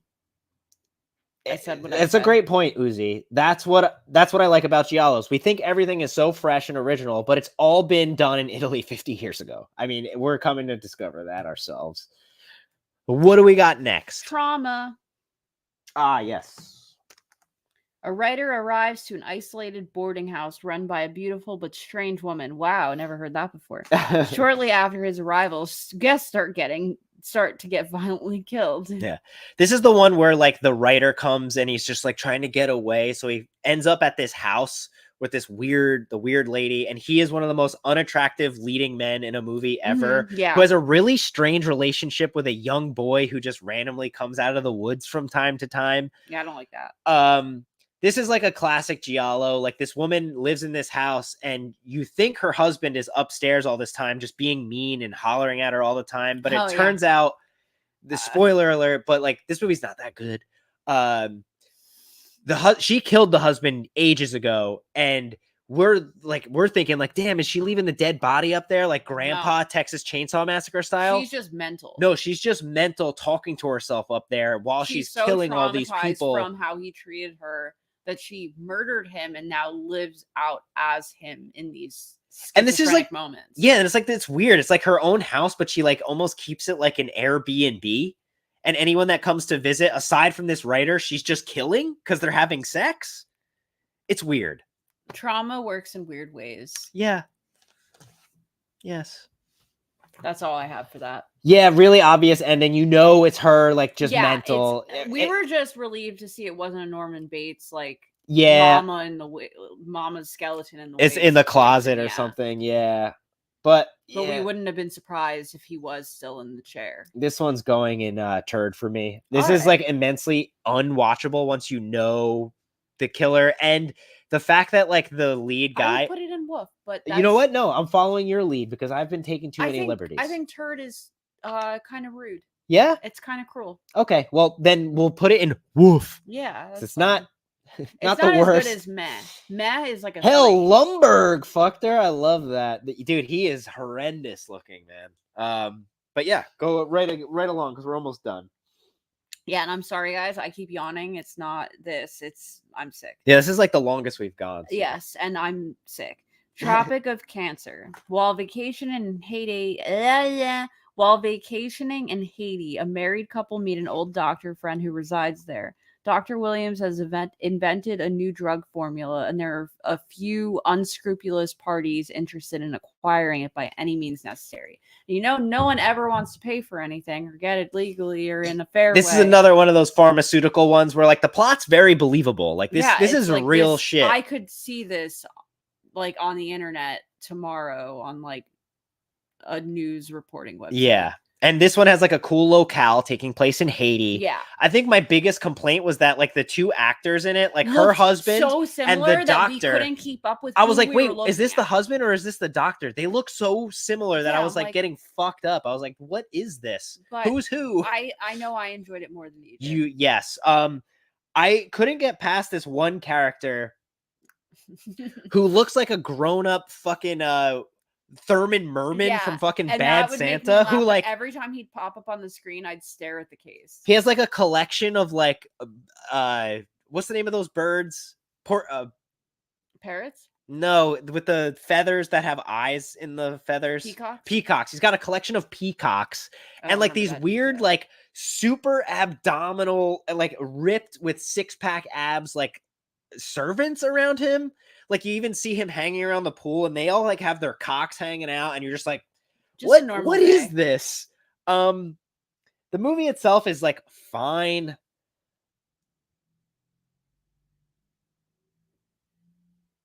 I love this. Wait, hold on. Tropic of Cancer is just horseshit factory footage. There is a scene in like the butcher that's really weird. And yeah, What is Sophie Sophie saying? This one has been on my watch list forever. Always stays at the bottom of the pile because nobody seems to love it. I didn't love it, but I don't enjoyed like it it. more than he did. Yeah, I don't I like think it's it. worth a I shot. like the locale, but like the weird like rituals and shit that go on, like almost like don't have a place here, but they keep bringing them up. I don't know, and like the reveals kind of whatever. I laughed because when we first put it on to watch it, I was like, I have to know, is this based on the book? I've never read the book, Oh, but I was from like, Seinfeld, Tropic of Cancer. it was Tropica Capricorn. Yeah. But it says right at the top of the description, I think, or like the trivia on IMDb, this is not based on the book. And I was like, okay, I won't read it. I do probably like at will. the end that the killer gets his due by like the townsfolk fucking finally being like, hey, Well, you don't- killed one of Don't ours. give it away to Sophie. Let's well, Sophie watch it. it's still, I didn't reveal who the killer is. True.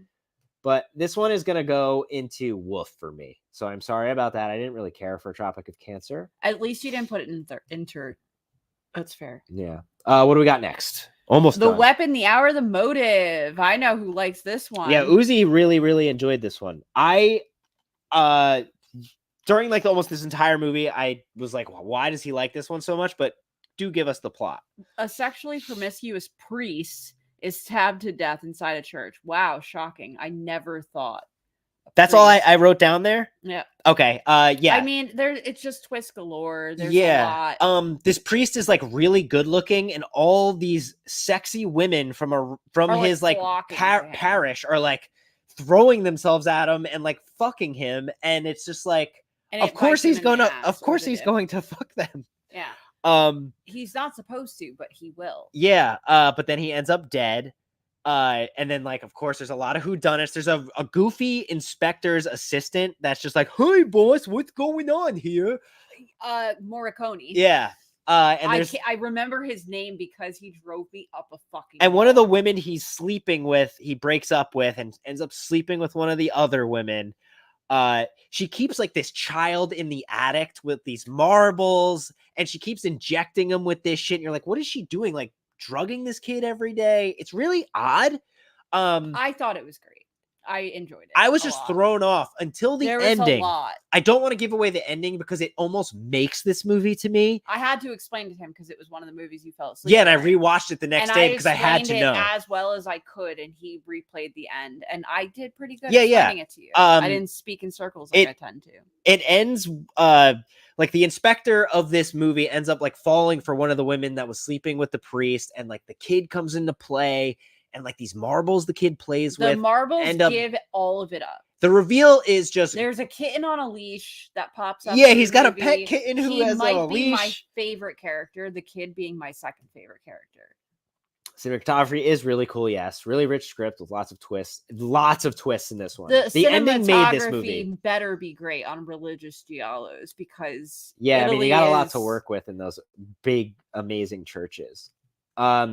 But like I said, I didn't like it at first, and then the ending, I was like, this is awesome. Yeah, it fucked me up. And it's going in good. Okay, fine. I'm not gonna put it in remarkable. I liked it, but until the ending, I was like, why do people think this is good? But I get it once the ending comes into play and the twist happens. What do we got? Oh, what have they done to your daughters? Yes, another motorcycle-clad killer. Go for it. Police investigate apparent suicide of a teen girl and uncover details of a teenage prostitution racket. They go on the hunt for a motorcycle riding killer. Yes. This is another one where like they make things look like suicides, but they're really murders to cover up the fact that they're running a teenage sex trafficking ring, which is gnarly. Again, it seems like we could read this as a headline tomorrow. Yeah. It's really hard to watch this one because there's scenes where you're listening to audio recordings of the girls being talked into sexual acts with these older dudes. And like one of the cops on the case has to listen to his own daughter on one of the tapes, and it's fucked up. The killer wearing the motorcycle gear is cool. There's also like a really gnarly car chase in this one with the motorcycle, which you don't really get that in these movies. I've noticed not a lot of like crazy action, but there's a gnarly car chase in this one. No, I actually forgot about that. Thank you for reminding Yeah, me. yeah. I didn't mind this one, but I also didn't love it. It's just like one of those movies that's kind of hard to watch given the subject matter. Yeah. Yes, it is. And we haven't seen What Have They Done to Solange. So this is kind of a sequel to What Have You Done to Solange, and it's a trilogy with Red Rings of Fear. Yes. Huh. I want to watch What Have They Done with Solange at least, but I've also heard it's kind of not so much a sequel as it just deals with like schoolgirls kind of subject matter. I could be wrong. You read into things so much more than I do, so I don't know.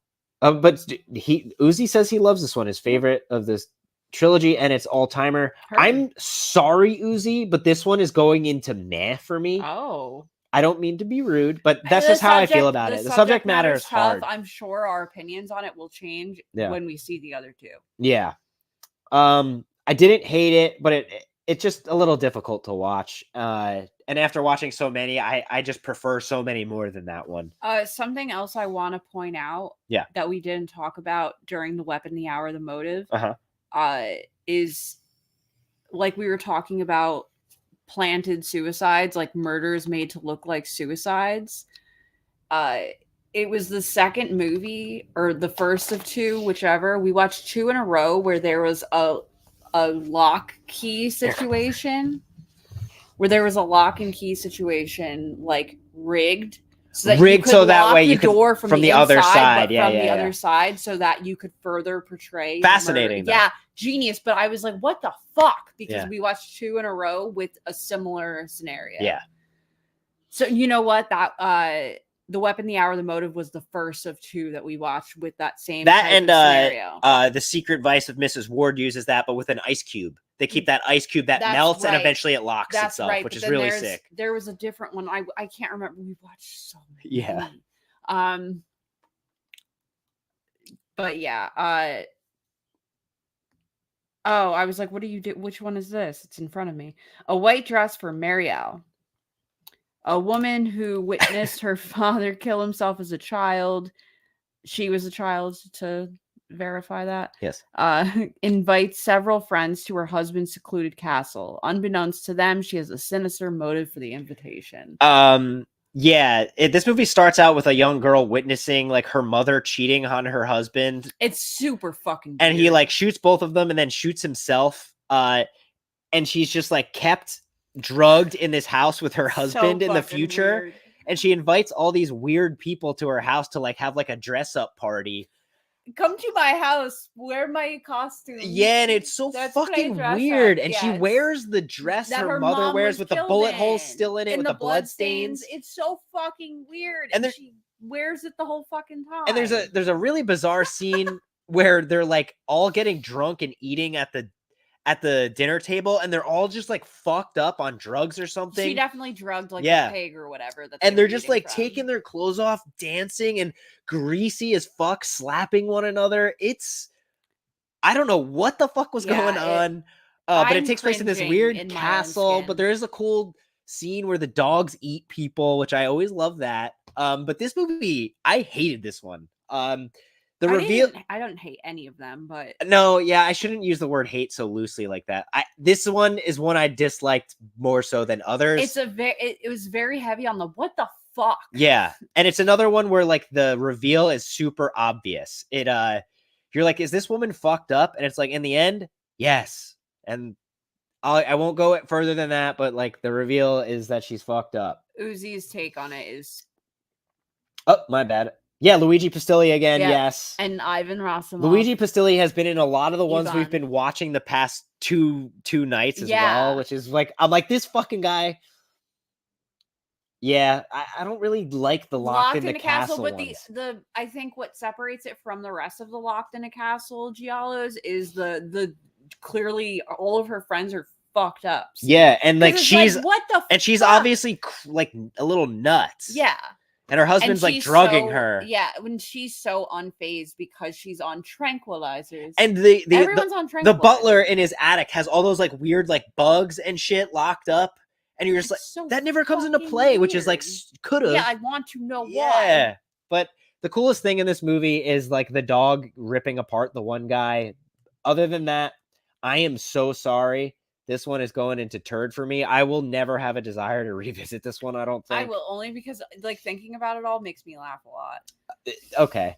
Wait, did I like not put that on here? Oh, yeah. Sorry. Yeah, I put it right here. I don't think I added it to the stage at the time, but yeah. We have one left. Last one. We also have watched a lot more than is on this list. We just wanted to keep it as concise as possible, and we're still talking for 3 hours. We're at 3 hours and 10 seconds. All right, here we go. Your vice is a locked room, and only I have the key. Another Edwig Finch, Sergio Martino collab, and Luigi Pistilli. Wow. Yeah. Based on a story by Edgar Allan Poe. The Black Cat. Yes. A series of murders are committed near the estate of a degenerate author and his mistreated wife. Yeah. And then in parentheses, Black Cat equals Satan. Yeah, the cat's name is Satan. This movie involves like a drunken ass writer who hasn't written for years, and he's treating his wife like shit.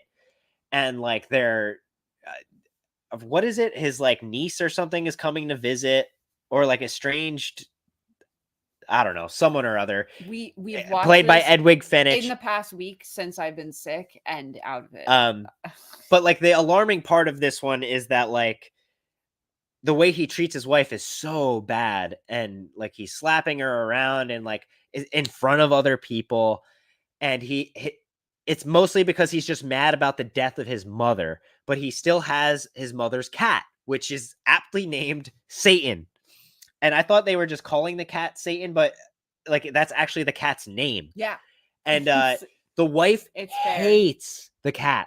So, and at one point like stabs the cat's eye out, and like, well, in an Edgar Allan Poe story, you know not to do that. Yeah. Edwig Finch is just essentially along for the ride, like sleeping with everyone in the background. And like, it's just weird and bizarre, but like, the reveal of this one, which is like, you kind of almost have to reveal a little bit, is that a lot of the main characters are killed, and in really weird ways. Like Edwig Finch even dies in this one. Like she's killed like on the road on an oil slick. So the motorcycle crashes, and like her riches that she got for going along with all the crimes are stolen.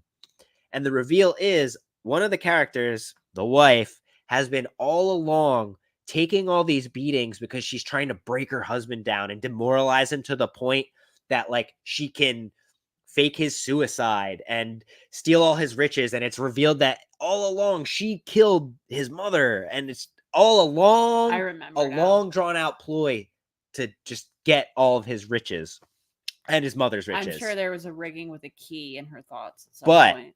We think the cat is dead. And in classic Edgar Allan Poe fashion, the police show up, and she has put a lot of bodies in the wall and cemented over or plastered over.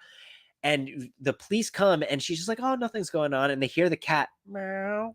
That just reminds me of the other movie in Tubi Eyes. And the cat is behind the wall, and the cops are breaking it down, and they find all the bodies. And it's just like, boom, reveal, she's the killer. Yeah. And it's like classic, like the Telltale Heart with the beating of the heartbeat under the floorboards kind of moment. And it's just like awesome. I loved this movie. I didn't think it was the greatest, but Sergio Martino, again, proving that he has knows exactly what he's doing, and Yeah. I loved this. Yeah. Yes, exactly it for me. The ending, yes, absolutely remarkable ending. And he listed all these out for me to read the descriptions of to jog my memory in alphabetical order, Yes. pleasing to my neurotic brain. Giallo all-stars in this one, yes. A lot of familiar faces. Let me add this to the stage. Now, I am not going to put this one in remarkable, but I really, really enjoyed it. I'm putting it in good. Okay. There you go. Satan and Edwig Finch are going in remarkable due to Vicky's reaction. I'll let her have this one. I love this movie, so there's no complaints from me on that. I think I also just really enjoy that Edgar Allan Poe story. Yes. Edgar Allan Poe story. For anyone watching who's seen Two Evil Eyes, it was one of my childhood favorites. We've talked about on previous many streams. occasions. Yes. I can't remember. I think that was Argento did it. Yes. It was Argento and Romero did the 2-part. Yeah, and Argento did the cat one. Yeah, and that one to this day still fucks me up. Like I have a really hard time watching that one with Harvey Keitel and whatever the actress's name is. We also watched The Editor, which is more of like a satire of the Giallo genre, which I've owned for years, but watching it now is funny. After we've watched so many Giallos, it hit harder. It makes fun of all the tropes of Giallo movies in a really remarkable enjoy. way. I just didn't want to include it here because it's a satire. It's not. It is a Giallo, but it's more in the realm of not another teen movie to meta. Teen movies. Yes, it's like making fun of them. It's great movie though. Itself. Great movie. And the only other one I didn't include from all these ones that we've watched from all these miraculous box sets, which I can't recommend enough, was The Possessed, which is a proto Giallo. Involving like a real life case that happened in Italy. And to me, it just wasn't enough of a Giallo to include in this list. So I just wanted to leave it off and be as fair as possible. Look at Uzi's second to last comment. Don't. Yeah, animals getting killed does suck, Sophie. I hate watching animals die or get injured way more than humans. Even in real life, I think I'd probably feel the same way, although I've not been put in that kind of scenario. But yeah, guys, that was our list of all the Giallos we watched. We're definitely going to keep watching them. Yeah, there's many more to go. He keeps getting them delivered. So yeah, I definitely want to watch more. If you're going to buy any of these that you don't already own, definitely compare prices between the distributor websites. They are a little Amazon. Pricey. And look for sales. Found one of the Giallo sets on Mercari. Somebody was I found the old out of print yellow one for dirt cheap on Mercari. So look at those secondhand stores as well. Do all of that. But yeah, we watched so many. We're gonna continue watching them, but with not as much urgency as we have been. Yeah, because we need to like break it up more because we've literally watched nothing but Giallos for a month straight. For anyone here who remembers how I felt after watching all of the Saw movies, it's the same vibe, just much better quality, but it all mashes together in my head. And yeah, they're all very similar, but we can't recommend the genre enough. No, it's fucking phenomenal. I had such a great time. I'm going to continue to do so. Yeah. And major shout out to the Giallo Killer who popped in at the start. Thank you for filling in my spot for a little while and giving us your take on all these movies. He was so friendly. Yeah, he was a nice guy. Cool. But yes, thank you guys so much for sticking with us. Or if you're watching this on a replay and watching us, thank you, Uzi and Sophie, for really carrying the torch and keeping the conversation going. It definitely helps. Which we're still garnering an audience, so we don't really get it much. So we really appreciate you guys. And one more look at the ratings. I'm actually going to save the list as well. And I'll throw it up on like the community page so that way you can see it all if you just want to see where we placed them and not watch a 3-hour-long video of us blathering. But we love you guys. And thank you so much. I'm so tired now.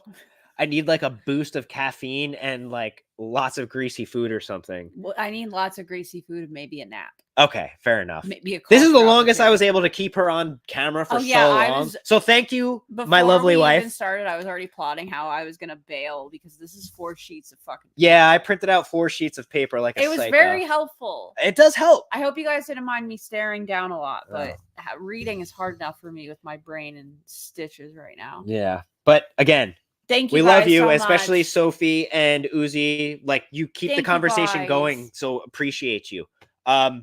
Until the next video, guys, I don't know what it's going to be. We've been like really planning on doing this one, so like this was our main focus, Bill searched high and low in Hudson County for a bottle of J&B. just to keep it as a background. But yes, until the next video, guys, we really love you, like seriously. And if you could do us a favor before you leave, and Nick, thank you so much. You really helped carry the conversation, and I love that like you're learning about these movies alongside. Even like my mom was in here earlier doing the same thing. Please like the video for us. It helps our channel. And if you really dig what we do, subscribe. And we do this as often as we can. Love you. Adios, guys. Watch more fucking Giallo movies. That's all. That's what this means. They're all good. We really, even the turd ones are good. Watch more movies, even the bad ones. All right. Love you guys.